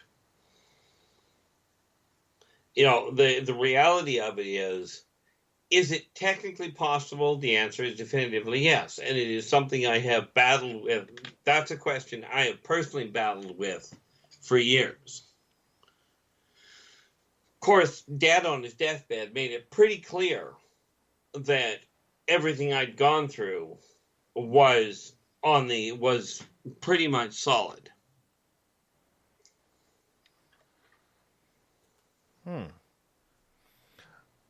Sovereign is asking, what is the proper way to greet an alien? What hand signals? Well, that depends entirely on the alien. Basically, they have learned that if you use a normal, if you use an amicable human method, as in stick your hand out to shake their hand, most of them know what that means. And most of the ones that are, if you will, trained to deal with humans, know that's a human way of saying hi without actually taking offense to it. They spend hours, sometimes months, training so that they know when they look at it that's mankind's way of communicating. Because understand, with man, if you pull a gun on somebody and you put your hands up, some races see putting your hands up as a sign of aggression. Not as a sign of surrender. Because some of the weapons that they've got are designed to trigger when you actually lift your hands. So what happens is you worry about just greeting them in a normal Terran method, and hopefully you're dealing with one that has been trained to deal with humans to start with. Makes sense. IHAS is asking, Keith, do you feel it's possible? Oh, we already had that one. She doubled up on it, or he doubled up on it, pardon me. And Jenny is asking, Keith, are the aliens going to have a big reveal anytime soon? From their standpoint, not a prayer. And the reason for that is this. Mankind has built their entire civilization on fear of difference. Now, according to the off-worlders, humans still look at people with a different skin tone and go, "Oh, that's a terribly frightening thing. That's got to be evil." They are not going to shatter mankind's entire societal and spiritual backbone just to make a few humans happy that I was right. The humans that know that aliens are here have already had their disclosure. And the ones that are arguing the point are not ready to handle it. See, I heard it put one day really nicely, that believing in something is great, but it's a whole lot different than having it right there in front of you. You know, physically experiencing it.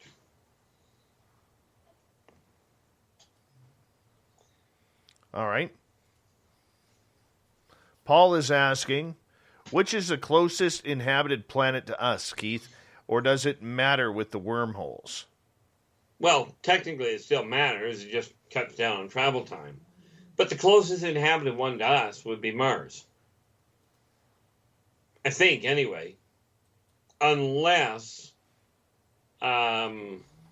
which is it? Mars. Unless Uranus is closer. And I just don't know in the astronomical unit side. I'm not an astronomer, so I cannot tell you for certain. But I suspect Mars is the closest one. Unless we want to count the moon. Does the moon really count? That depends on what you want to call a planet. I mean, it's occupied. So... Greco is asking, do any aliens have tattoos? Tattoos, brands, piercings, parts removed, yes. The vegan literally have their carapace carved. Not painted, not tattooed, but literally carved out. And from their standpoint, the deeper the scoring, the better the, so to speak, tattoo. All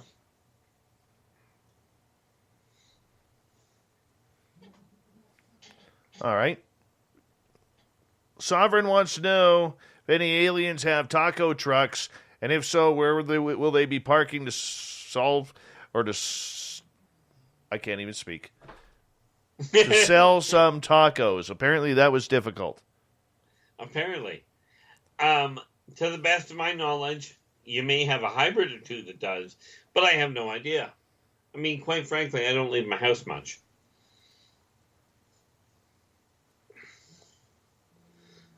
But you really don't want, with the ones that have what amount to a taco, you really don't want to eat it anyway.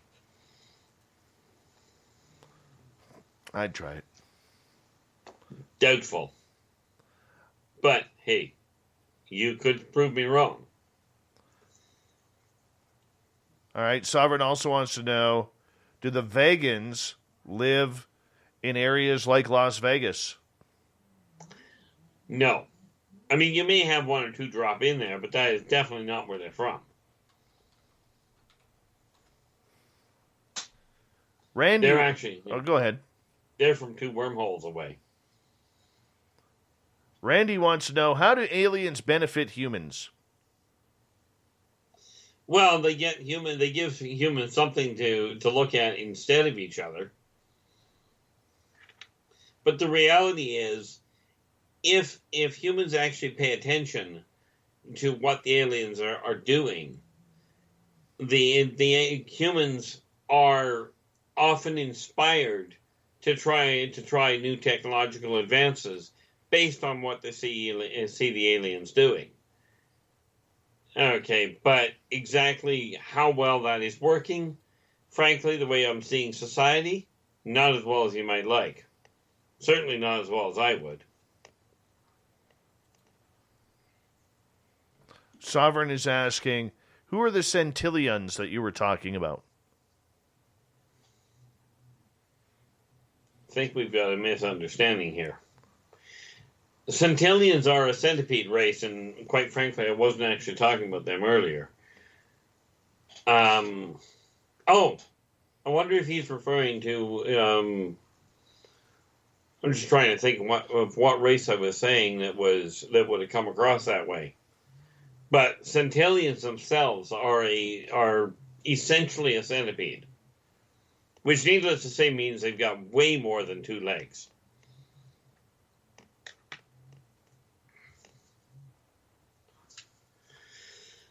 Yeah, I'm honestly not certain which race he was referring to, so sadly I can't give you an answer.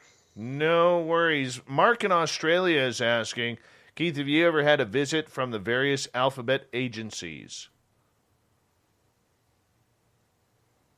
Oh, he's referring to FBI, CIA, that sort of thing. I had a member of the CIA show up on my doorstep one day looking for me by name, which is really cute since their jurisdiction is in the States, and I'm in Canada. But they came here literally looking for information on the off-worlders. I have had dealings with the FBI in a satellite capacity. I was dealing with somebody else and the FBI shut us down. But that had nothing to do with alien stuff. Well, that's good. That is good. Moving on here. Chris is asking, how the heck can these aliens travel so far so fast? Because they are not limited by the belief that light is the fastest thing. They apparently read the Hitchhiker's Guide to the Galaxy, aka Belly Button, it's faster. But no, they use something called the OCT drive. Okay, aka the also-identification of the tri-transformational equilarity. Sorry, not OC, OTE.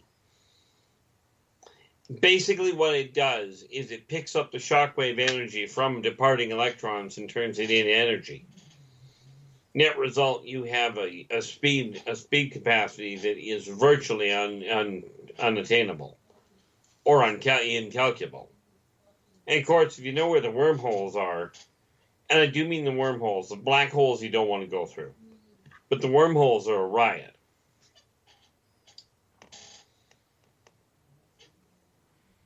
Let's get to another question here.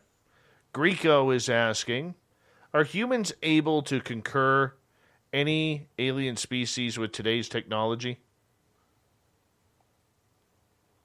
Concur. Definitely is the wrong word. Okay, are they able to bring together, are humans able to relate alien technology with today's technology that we see? Oh, okay, is it compatible? I do know of a couple of pieces that are being built on Earth at this point that are alien in origin and are being built on Earth. So yes. Is it possible to set them up to be compatible? The answer is yes. However, it is not possible to build a virus on a human computer to install into an alien computer. I mean, that would amount to the same idea as trying to hook an abacus up to an IBM or an Apple. Okay, but can technology be connected? The answer is yes. It just takes a corroborative effort, that's all. Raul wants to know, as we have about just over a minute in a bit here, they wants to know about body parts, body modifications. Which aliens do it, and what body parts do they modify? The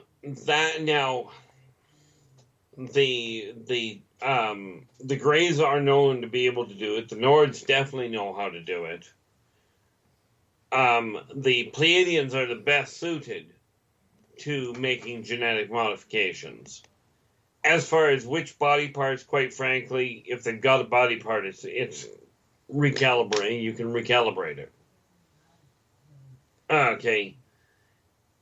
And your Venusians they're just an interesting breed. Because if they decide they're going to, because of their high creative side, whenever they have to operate on somebody, they will instinctively make it work better. Make it work better than it did before it was operated on. All right, buddy. I'm going to get you to hold on right there until we are done with the break. Because R Keith Andrews, we have him for another 30 minutes on the show. But if you ask more questions, you want more, maybe we could convince Keith to do the full hour. His sideburns are looking great. Best sideburns in ufology right there. R Keith Andrews from Inner Voice Enterprises. You can find him on YouTube at R Keith Andrews and Inner Voice Enterprises. More with the ET Connection and our great friend R Keith Andrews here on Spaced Out Radio, coming up with hour number 3.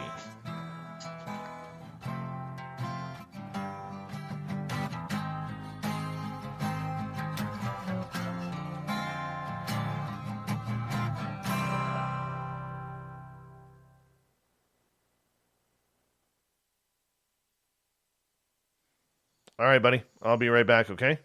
Okie doke, I'm not going far. I'm Amber Beckard, and I want to invite you to subscribe to our YouTube channel and check out Cryptid Tales, where I will take you on a journey into some of the strangest legends and lore from around the world, relaying the stories to you of the strange creatures and experiences that people have had throughout time. You can find Cryptid Tales at youtube.com/spacedoutradio, and while you're there, don't forget to check out our free archives and leave a comment. See you there.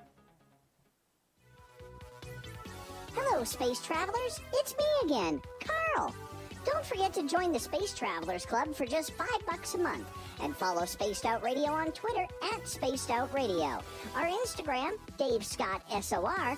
Our Facebook page is Spaced Out Radio Show. Our archives are free at youtube.com/Spaced Out Radio. Come woo it up with Spaced Out Radio today. Bye!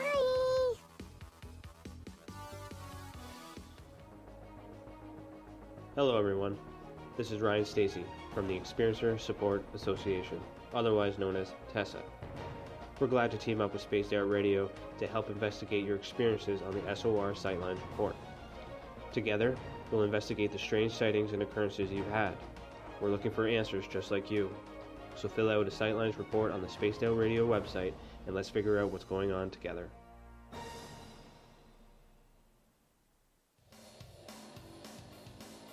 We all know on Spaced Out Radio we love a good beard and mustache, so why not take care of your facial hair with Mighty Moose Beard Oil? Made in Canada, we're taking care of beards and stashes around the world. We use 100% natural ingredients with our oils and balms to make your whiskers feel silky smooth. Use promo code SOR2019 at MightyMooseBeard.com today.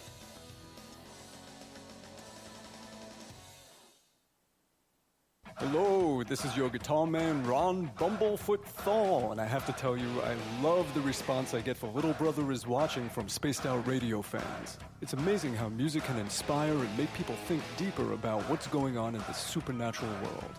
You can head over to my website, bumblefoot.com, to check out my music, my guitar workshops, my touring, even check out some of the hot sauces that I'm working on. And make sure you keep on listening, because with Spaced Out Radio, you know Little Brother is watching. I'm feeling a little spicy tonight. What to do? What to do? Why not get Bumblefuck? 4 million Scoville units of pure hard rock. Bumblefoot hot sauces come in 3 flavors. The burning Bumble. Tone it down a bit with Bumblicious and throw the sauce on everything. Spice it up. Bumble me, baby. Bumblefoot hot sauce. Get it today at kajans.com. The SOR Vault is open for business, and do we have some cool swag for you to pick up?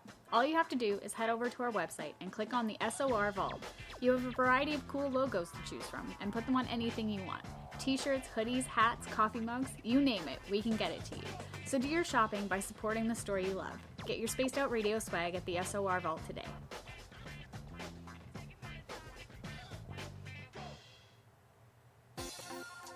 For the price of 1 cup of coffee a month, you can become an SOR Space Traveler. The Space Travelers Club is a place where you can interact with other listeners, either live during the show or on our great forum. We want your stories, pictures, comments, and ideas. You'll get live video streams, exclusive content, and be a part of our newsletter. Stay in touch with everything SOR. The Space Travelers Club is just $5 a month at spacedoutradio.com.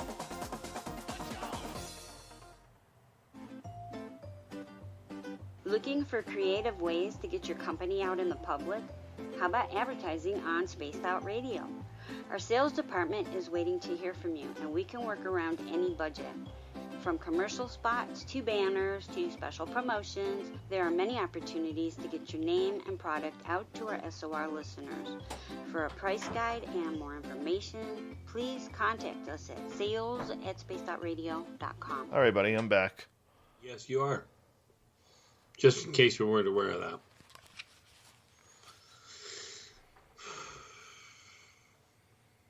Yeah, it's amazing. In approximately 2 hours, I'll have hit the 24-hour mark of being awake. Wow. What are you up so late for? Well, because I got up at 1 o'clock this morning. And I'm up this late because, well, frankly, we've got a show to do. And I believe the saying that Barnum and Bailey put on was, the show must go on. Queen, too. Okay. Yeah, that comes from your knowledge of rock. I mean, I know the name Queen as far as the group goes, but I can't even tell you one song that I know that they sang. The show must go on. We are the champions. Okay. Fat Bottom Girls. The We Are the Champions. That one I recognize. That's vodka, right? No.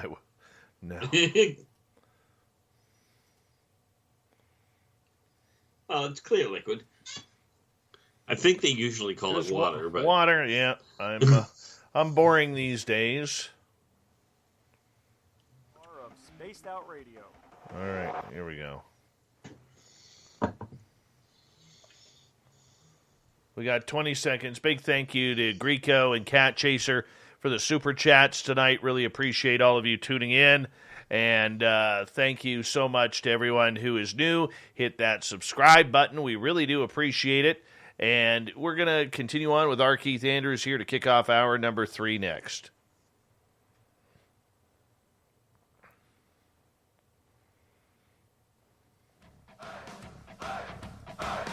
Would you like to connect with us? Head to spacedoutradio.com for all your latest show info.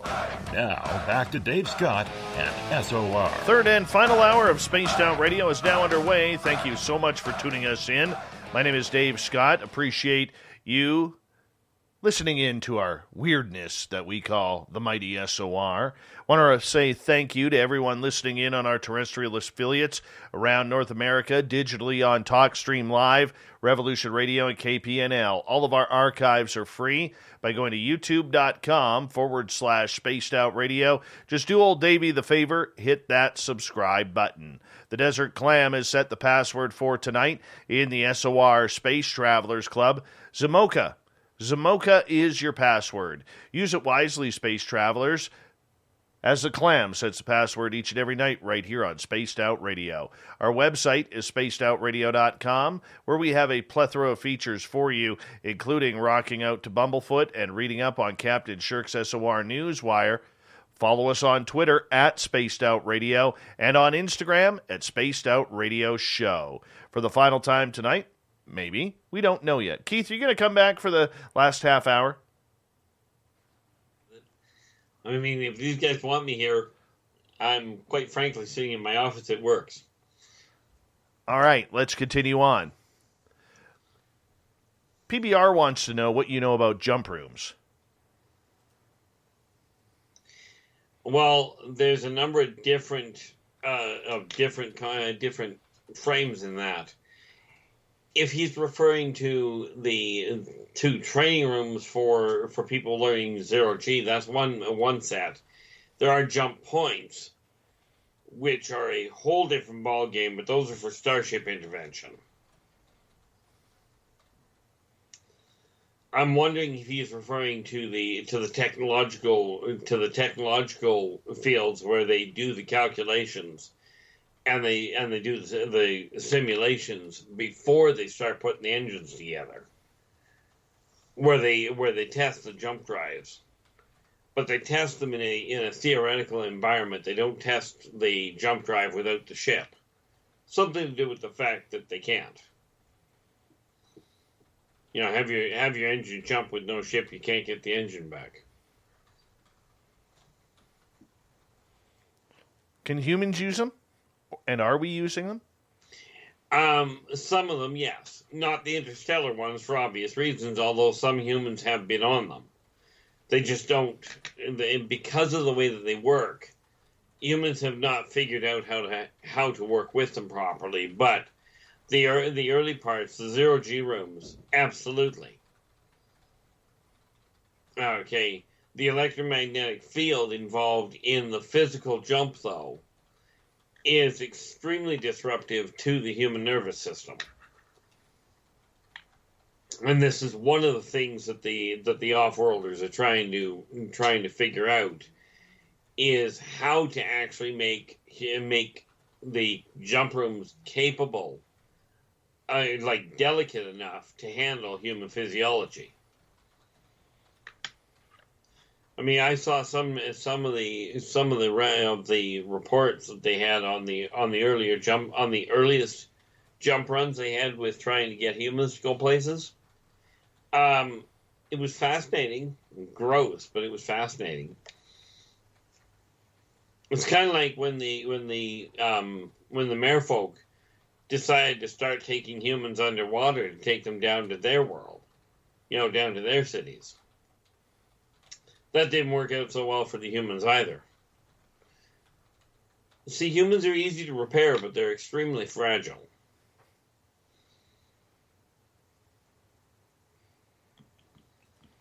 Let's move on. Greco is asking, do aliens ever just get lost traveling through space, time, or dimensions? Are there any lists of aliens here on Earth right now? Well, number one, we'll just take the dimensions and go, no. Different vibratory rates, absolutely. And there are countless cases of missing people that have misjumped. And if you misjump, quite often the reason they never find them is because they misjump and end up inside a star. Which, by the way, is really bad for the health. Are there some what you would call legitimate illegal aliens on the planet? Absolutely. Of course, mankind hasn't developed paperwork to handle incoming off-worlders. So they're all going to be listed as illegal. But there are some that have ended up here that are just completely lost. They have no idea where they are or how to get back where they came from. Of course, in all fairness, they don't know where they came from, so that makes it rough. Right on. Do aliens have to check in here on Earth? You mean as in before they come here or while they're here? Before they get clearance, if they're doing it by the book, the answer is yes. The Consortium keeps very close tabs on which races are down here and which peoples are down here. It's kind of like a visiting visa. A visitor's visa to say, yes, you can go down there for X number of years. Of course, the neat part there is it depends on the race as to how many years. Like, for instance, if you get a Laborian down on Earth here, right, you may get a Laborian that gets a visa for 100,000 years. Right. Whereas you'll never get a Korlak with a visa for that long. Something to do with the fact they don't live that long. And no, before anybody jumps on that one, this is not a prison planet for their misguided individuals.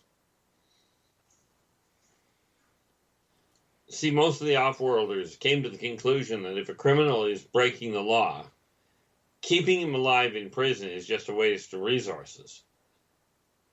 So it's pretty much a unilateral thing. You break the wrong law and they just straight terminate you. And as humans have figured out, that does not deter other criminals, but it certainly cuts down on repeat offenders. All right, let's move on. I like this question from Sovereign. Are there aliens hiding amongst the homeless, posing as homeless to study us? Well, whether it's to study, I would have to surmise that some would be. Are there some aliens that hide amongst the homeless? Absolutely. I know of at least one case where there was an alien that was living amongst the homeless, but he wasn't there to study the homeless. He was there to prey on the predators. In other words, the people that pick on the homeless, that rob the homeless and hurt the homeless, this particular off-worlder decided that wasn't a good thing. So he posed as a homeless and lived in amongst them. Right. And just picked off the predators.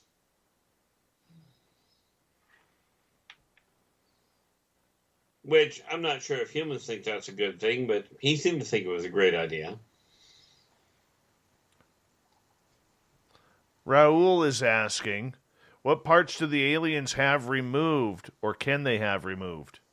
Depends on the alien. And presumably he's referring to which ones can be removed and then still survive, because you can remove a lot of parts from people and they won't live through it. But if we go to the vegan particularly, they literally have parts of their carapace carved out. Right, as in, like, not all the way through to draw blood, but to just simply, leave a solid mark. All right. Sovereign wants to know a little bit of a controversial question here. Keith, what do you think about UFO researchers in the past being taken out? Who's killing them? Alphabet agencies, aliens, with dues, a.k.a. heart attack guns? Oh, okay. Yeah, or things like that neat little weapon called a coagulator. But in all fairness, that's got to, from my standpoint, the off-worlders don't care. Right, from their standpoint, it doesn't matter.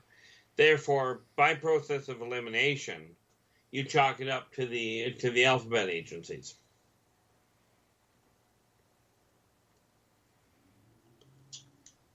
Just plain and simple like that.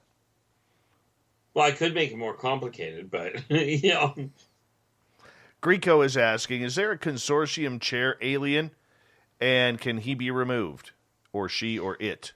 The answer is yes. Okay. On the Grand Council, there are 12, and there are 12 sitting on the Grand Council. Once those 12 are seated, amongst them they pick one to be the chair. And in all fairness, it almost amounts to a flip of the coin or a roll of the dice. As for can they be removed, that's the easy part. If they're not doing the job right, they can be asked to step down. By consortium law, if you are asked to step down, you must step down.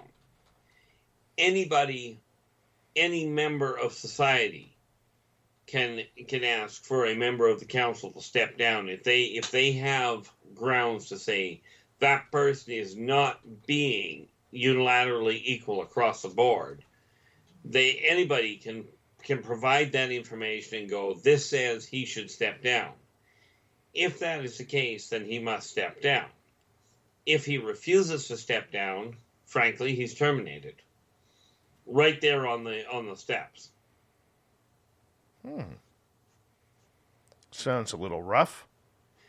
Well, they don't see it that way. They actually see being demoted, as it were, is not seen as an insult. It is seen as simply recognizing that they were not up to that task. And therefore, that still leaves them open to get back into the saddle down the road. But it's not like the reality is they don't have we've got a 4-year term. It's, you've got the job until you can no longer do it properly, or until somebody else can do it better. Audrey and Jamie are asking, does astral projection, astral travel, lucid dreaming, etc., have a connection to ETs? Not in the way that she seems to be inferring, or that they seem to be inferring. Astral projection, astral travel do put you in a better position to be able to get to the ETs in a controlled environment from your standpoint. lucid dreaming is excessively counterproductive, in my opinion. But it has nothing to do with the issue of connecting with ETs. Because the moment you take control of your dreams, you bypass the entire purpose of them. But the astral travel is not propagated by the off-worlders, but it does give you easier access to some of them. All right, let's get to Eric Cooper, good friend of ours. He's asking, Keith, what do you know about us being on Mars now, and what is the off-world opinion? Well, number one, we've been there for, where are we? 2020 puts us there for about 45 years now. As far as the Martokians go, they're not entirely upset about it, but they are fascinated that humans still haven't figured out that they live up there, and they still keep claiming we're going to colonize an already occupied planet. But, I mean, it's kind of like having a chia pet standing on your doorstep going, can we come in? You know, the Martokians just don't see humans as a threat. And from their standpoint, I mean, they're quite congenial about it, because the Martokians have been coming here for centuries. Quite frankly, they send their classes down here. You know, as in a school outing.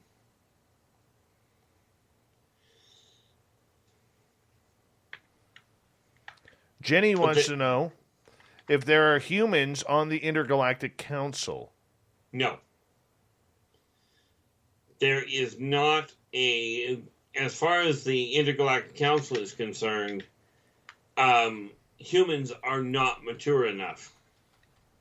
They are still, mankind on the whole is still so based in fear and prejudice, that they're not ready to stand there and be non-judgmental on the whole. Off-World Adam wants to know, is Canada harboring extraterrestrials? Harboring would indicate that Canada is hiding the extraterrestrials from somebody. And to the best of my knowledge, the answer is no. Although, are there off-worlders that are in Canada? Absolutely. Are there extraterrestrials that are hiding from humans on Earth? Absolutely. But is Canada, to the best of my knowledge, hiding them? No. Wouldn't surprise me to find out that they've caged a few of them. But we don't usually call that harboring so much as kidnapping.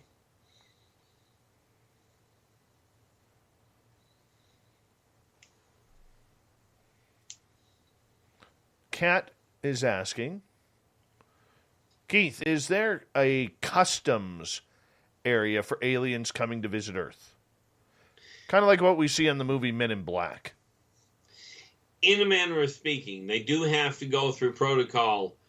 And first of all, they do have to get permission. It's not as drawn out as Terran customs, because their methods of assessing threat is so much quicker than what Terrans use.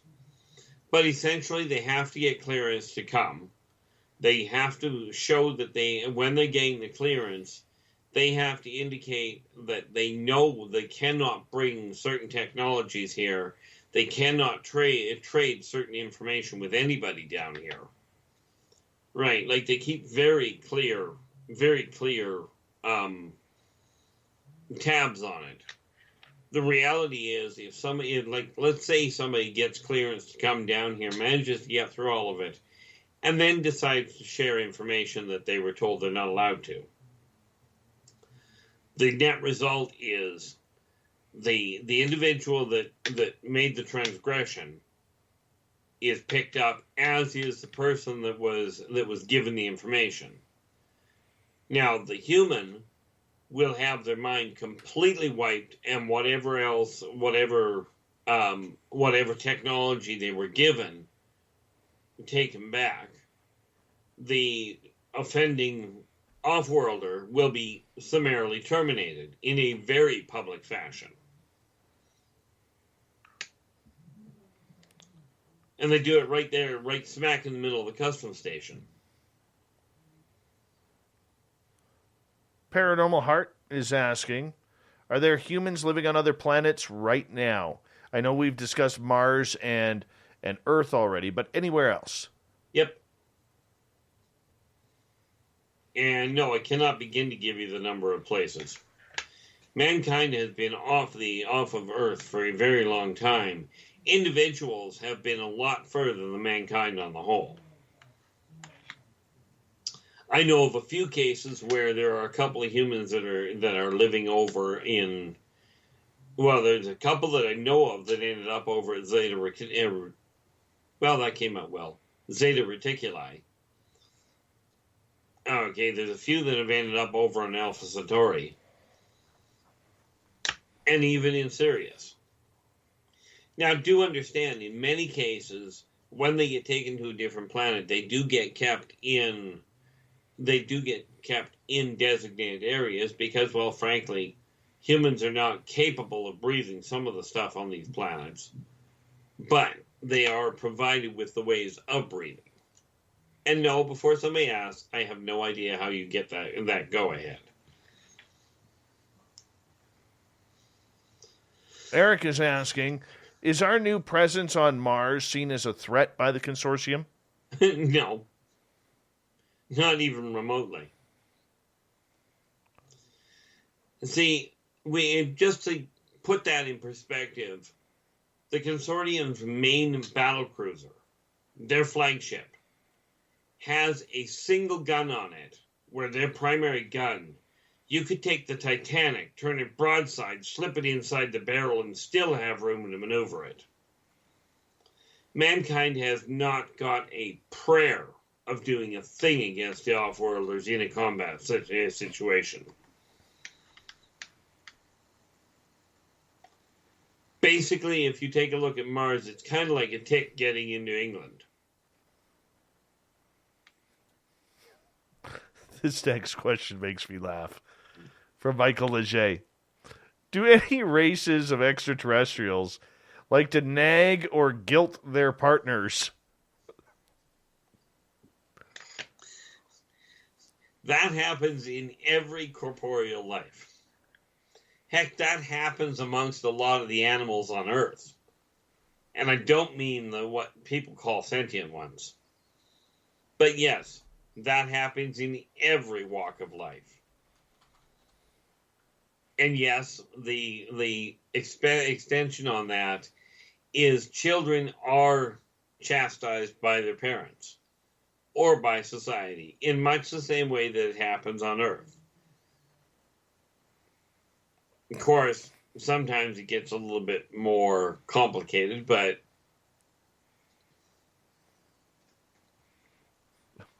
just that question. You know, I can hear my former mother-in-law in my ear. Aliens, take her away. Aliens, where are you? All right, we've got just over a minute here, Keith, and we got time for one more question from Greco. What is at the center of the universe? Everything that isn't elsewhere. Do we even know where the center is? Science Bob, I know you're listening. Do we know where the center of the universe is? Is it possible to tell? In all fairness, I don't think anybody knows where the center of it is because it didn't start in one place on its own. Well, according to LiveScience.com, there is no center of the universe. And that I would agree with. If you think of it this way, the Big Bang that everybody talks about was multiple positions all at the same time. Okay, it was not just one starting point. Think of it this way. Take a bucket of water, and you remember the old pea strainers that you put over top of the pot? Yes. Take a bucket of water, put one of those on top of it. each one of those is a black hole. Now, take that bucket of water and flip the whole thing, lid and all, over. There's your Big Bang. And bang like that. Keith, we're going to get you to hold on. We're going to forego the news and the thought of the day tonight and continue with the audience questions. I still haven't caught up. The audience loves you, so we're going to keep on rocking and rolling with R Keith Andrews, who will take it right to the end of the show. Spaced Out Radio and the ET Connection happens again right after this. Stay tuned.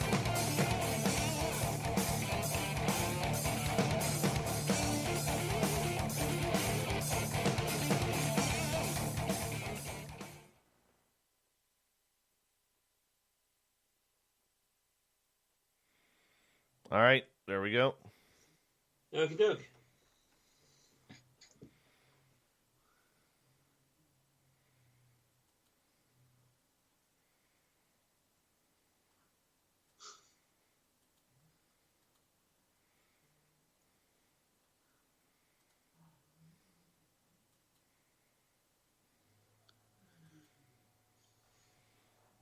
Yeah, I catch a couple of the questions, that come up here, but not many of them.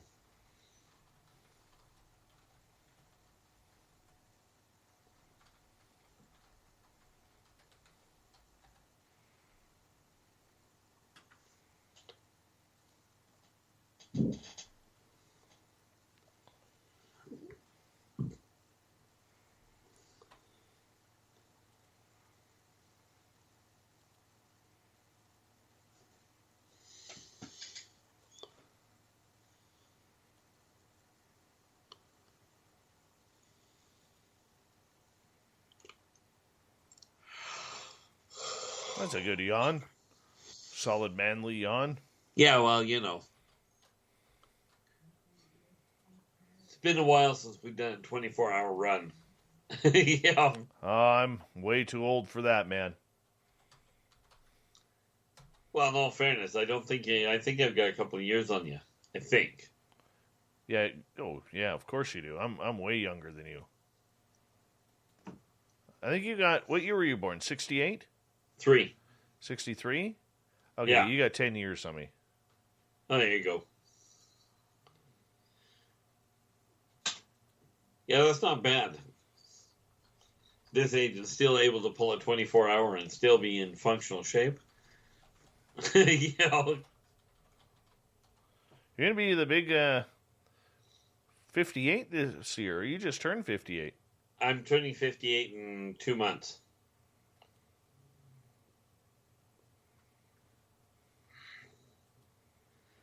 Yeah, May 13th I turned 58. Yeah, May 24th I turn 48. Yeah.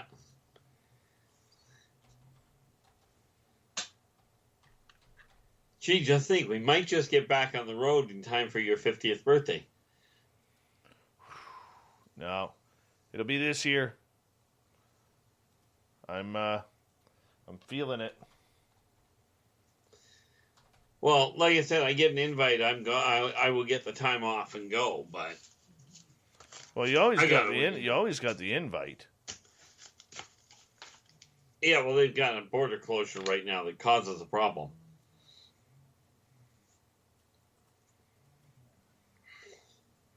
That'll open. Oh, I know it will. I'm figuring this month things are already starting to move. Yep. I can't wait. Can't wait.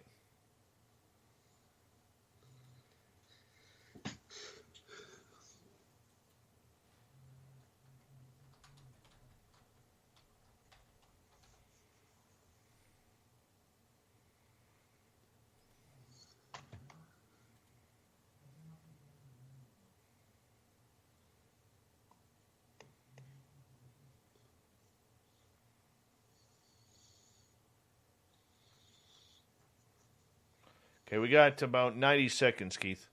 Okie doke. I'm not exactly going very far.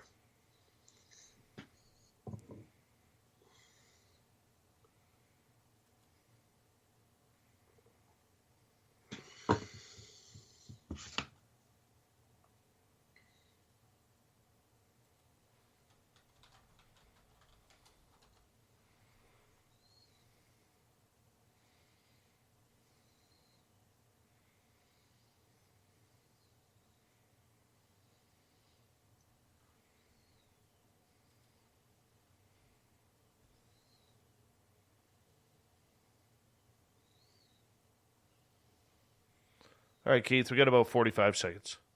Okay, Doug.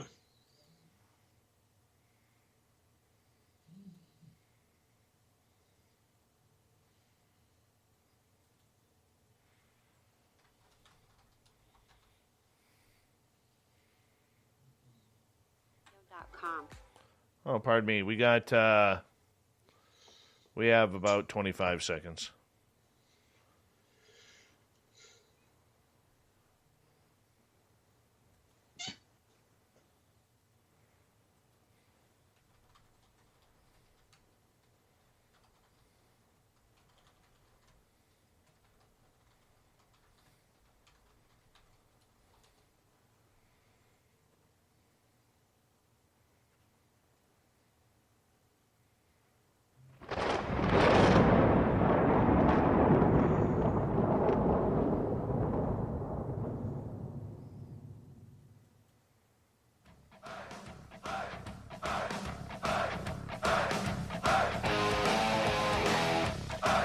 We rounded third. We're heading for home tonight on Spaced Out Radio.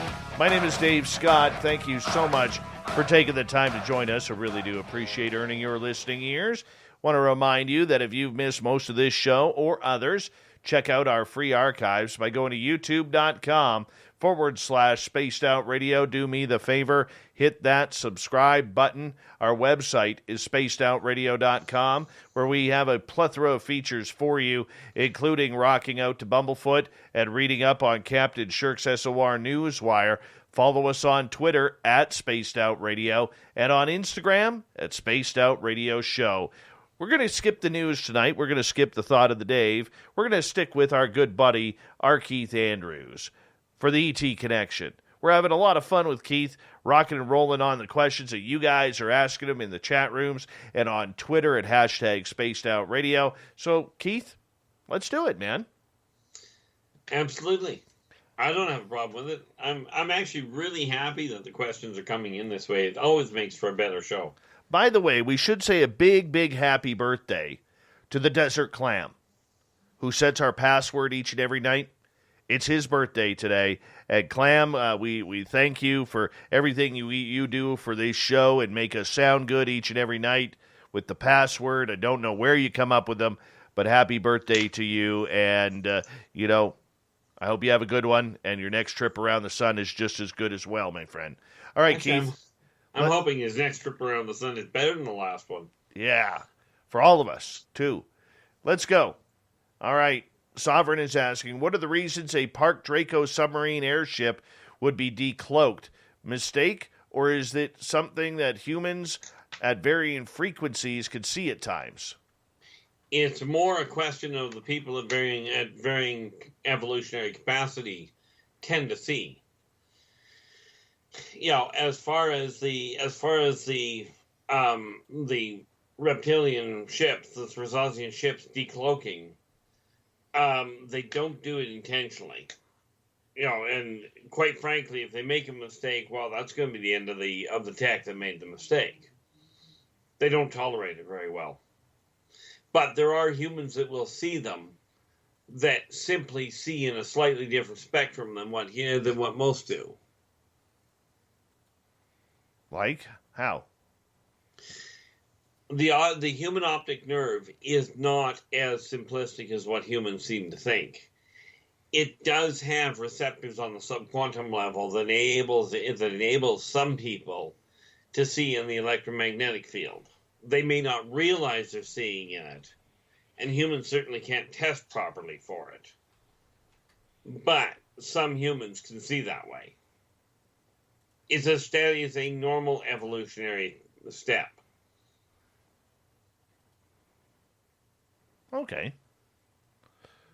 Follow-up from Sovereign. Which alien race invented cloaking technology? And what mountains have cloaked entrances? Well, two factors. One, I don't honestly know which one actually first invented it. I know there's a number of them that use it.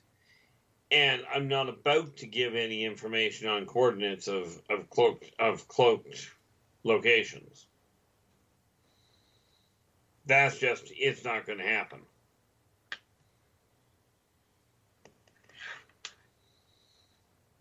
But there's a number of different races that have developed. Like the Muldocs, for instance, are one of the most prolific where it comes to active cloaking technology.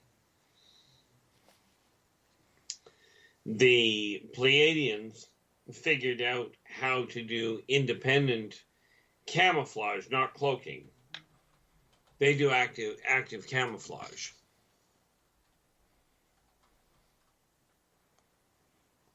All right. Let's continue on here. Ride Till I Die is wondering, and welcome to the show, welcoming him to the chat room. Are there any active bases on the moon, especially on the dark side? Yep. It's a whole flaming civilization over on the dark side, what they call the dark side. And I'll tell you, it ain't that dark. Where's it getting light from? Sun? Sun. And they call it the dark side of the moon because man can't see it. But I'll tell you, the sun is on the other side of that moon. Yeah. True that. Can't really argue with that. Probably get a good tan there. Yeah, you can. If you're not careful, it's called a crisp. Sovereign is asking, Keith, have you found out the reason some aliens laser cut the tops of pine trees? Quite often that is literally a training process. See, you can clip the top off a tree, much like you clip the top off of somebody's hair. And you don't damage the parent. So they do that to literally train their youngins, train their hatchlings how to actually work the equipment. And it's so much safer than taking the hair off the top of a human. They better not touch my hair. We're saving it, according to Dirty Filth, we're saving it for Skinwalker Ranch. Oh, okay. Oh, pardon me, that's my beard. We're saving my beard for Skinwalker Ranch. That's what we're doing there. Well, teach their own. Keith, do you agree with the story from the raw material about Sasquatches coming from Mars? What about them coming from Lemuria? Not even now. Lemuria would be more likely, but Mars not at all. Lemuria itself, they've been around here that long, that's for certain. Did they originate there? Not exactly. But were they in Lemuria? Yes, just not under the same capacity. Well, actually, in all fairness, they were under the same capacity they are now. But no. And we'll get into that argument some other day, Dave.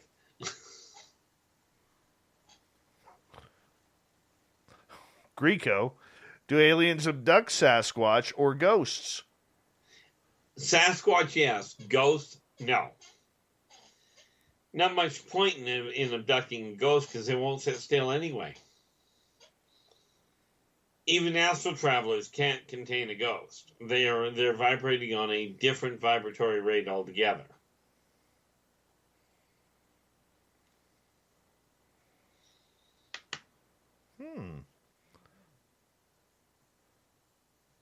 Sovereign wants to know, is there an alien race that is spliced with a pig? Not exactly spliced like with a pig, but is there an alien race that is very similar in configuration to a pig? The answer is yes. But we're not talking about them being evolved from the Sovine race.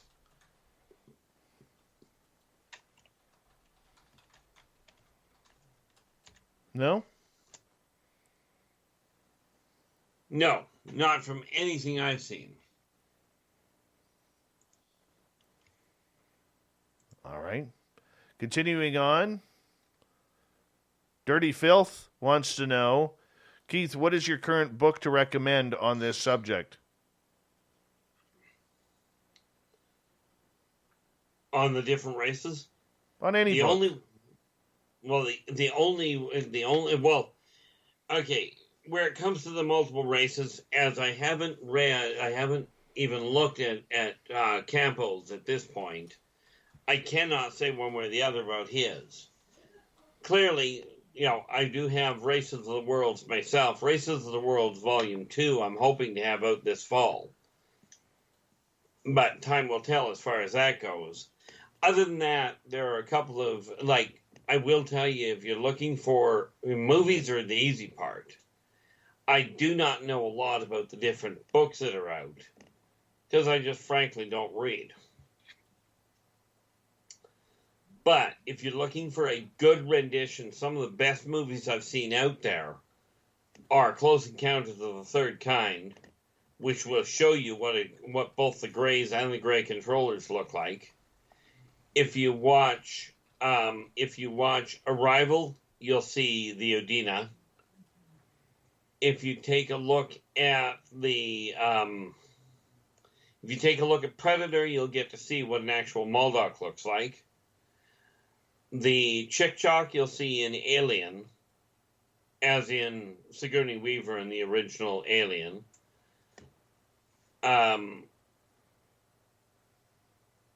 Now, you're going to love this one. Anybody that has seen Star Trek with The Trouble with Tribbles, those are I cuddle. They're an absolutely fascinating race, but weird. This is why I've always said Gene Roddenberry was an absolute visionary. The man had insights that were absolutely incredible.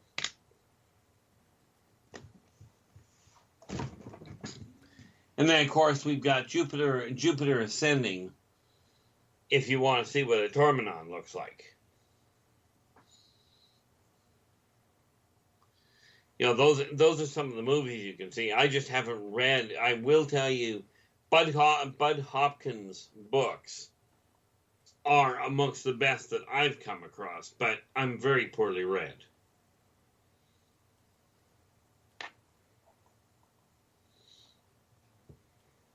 Let's move on. Keith, have you noticed how SpaceX launches seem to get shot down by extraterrestrials? I would not. Go ahead. I wouldn't bet on it being extraterrestrials. I have no doubt they're being shot down. But have I watched any of them? No. But see, the extraterrestrials don't see mankind's exploration into the lower, into local space as a bad thing.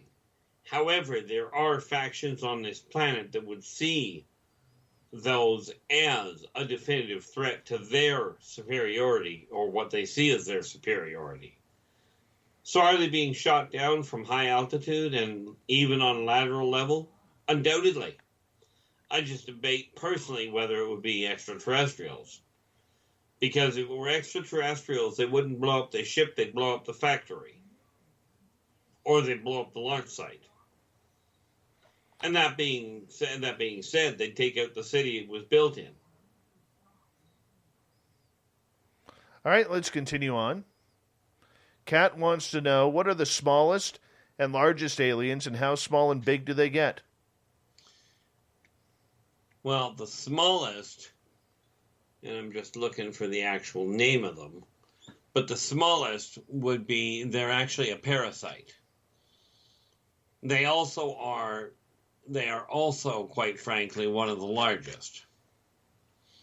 And what I mean by that is, as they evolve, they get bigger than planets. They start off as a parasite, and as they grow up, they get bigger. Which is always fun. That would be the issue. I'm just looking for the actual name. I know exactly who it is I'm looking for, but my memory for names has been, to say the least, minimal. Hate when I do that. Computers do not necessarily work as well as people would like to think, but it's the same race that is both the smallest and the largest. Well, actually, that's not entirely correct. That's one of the smallest. Got way too many things going through my head, but that's okay. Well, Keith, let's get to another question here while you're looking there. Gail is asking, what do off-worlders abduct human, or why do off-worlders abduct humans when there are an abundance of books available everywhere to learn anything about us they would ever want to know? Because the books are wrong. The information that is listed in the books about humans that are written by humans are so badly butchered by the people that are so-called the victors that they do not tell the reality behind what humans are. Therefore, they go right to the source. That'd be the reason. Yeah, I know that wasn't exactly subtle, but... See, humans do not understand humans at all. They don't understand what motivates them. They don't understand what makes them tick. They don't even understand the basics in human physiology, according to the off-worlders. Because understand, humans deal in cellular structure. Off-worlders deal in subquantum. Way more detail, way more revealing than the other side of it. Which is why they don't turn to the books. Because humans also have this neat capacity of going, we're not going to tell people the truth. They don't even tell each other the truth. And the answer to the earlier question was, it was called the Archon. All right, let's move on. Andrew in the UK is asking, any hope that the aliens will be able to take my wife for the weekend? Probably wants to go fishing or something. I was going to say, is that trying to give her dream come true, or trying to get rid of her? That I don't know. I'm not dwelling into that one a little too much, but does Andy get a free weekend? Let's just be honest. In all fairness, I have no idea if they're going to pick her up. I just don't get told what they're up to. Not on that level.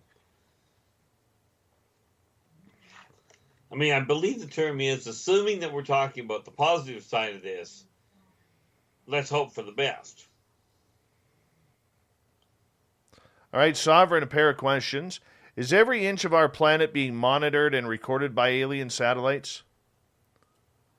Not exactly by satellites, but essentially yes.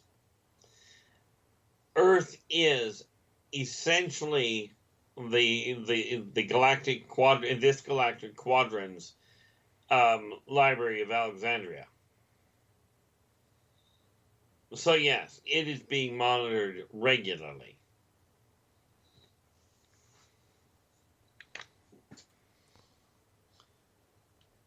Another question from Sovereign. Are there a majority of humans under alien mind control? Are there a majority of humans? Are the majority of humans under alien mind control? Absolutely, in my opinion, unequivocally, no. Humans are just plain naturally dense. And they have a tendency of following the easiest path where they don't have to make their own mind up. You know, people have been taught to be, shall we say, a little counterproductive. But no, the aliens are not permitted to do that sort of thing. And of course, then we get the question of, well, is it possible that some of them are broken code? Certainly it's possible. Fatal, but possible.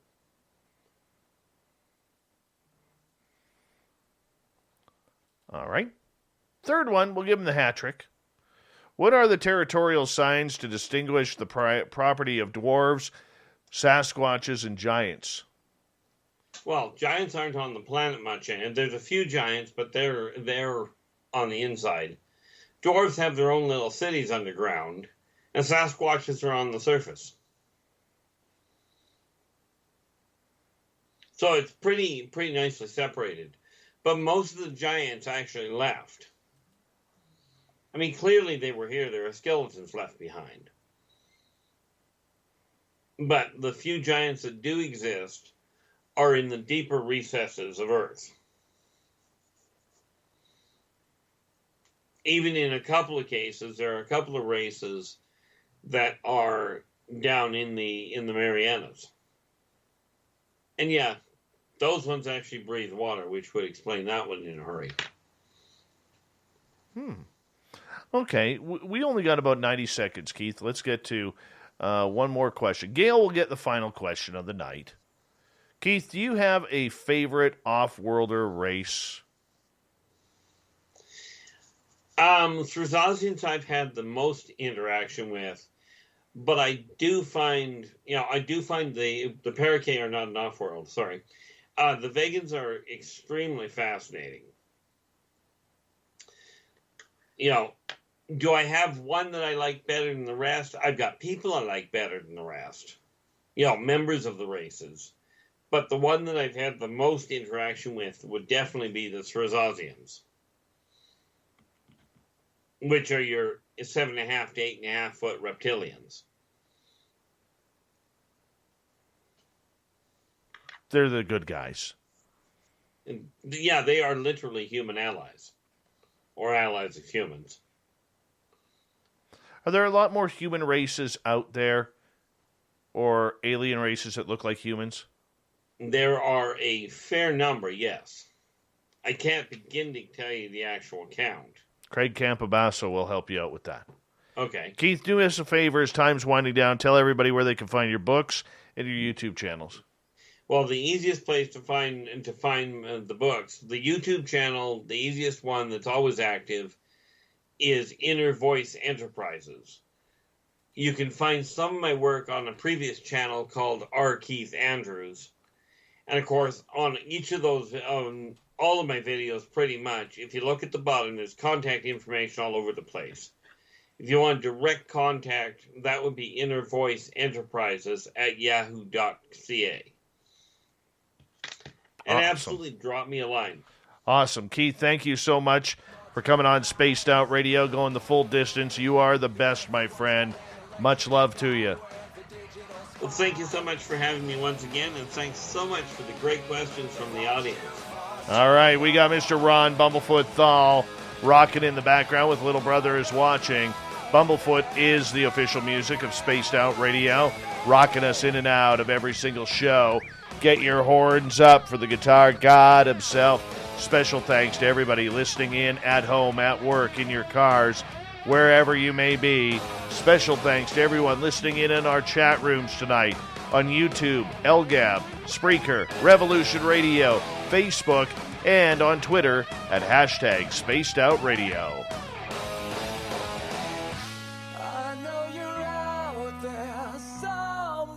Remember, this show is copyright by Spaced Out Radio and SOR Media Ventures Limited. Thank you so much for choosing to share your evening with us, because together, my friends, we own the night. Mr. Bumblefoot, we need a favor. We need you to take us home.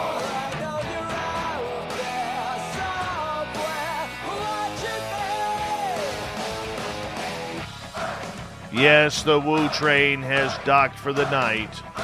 But soon, my friends, we shall ride again. Your seats are always available. Your tickets never expire. And if you want to bring a friend, we've got room for them too. Good night.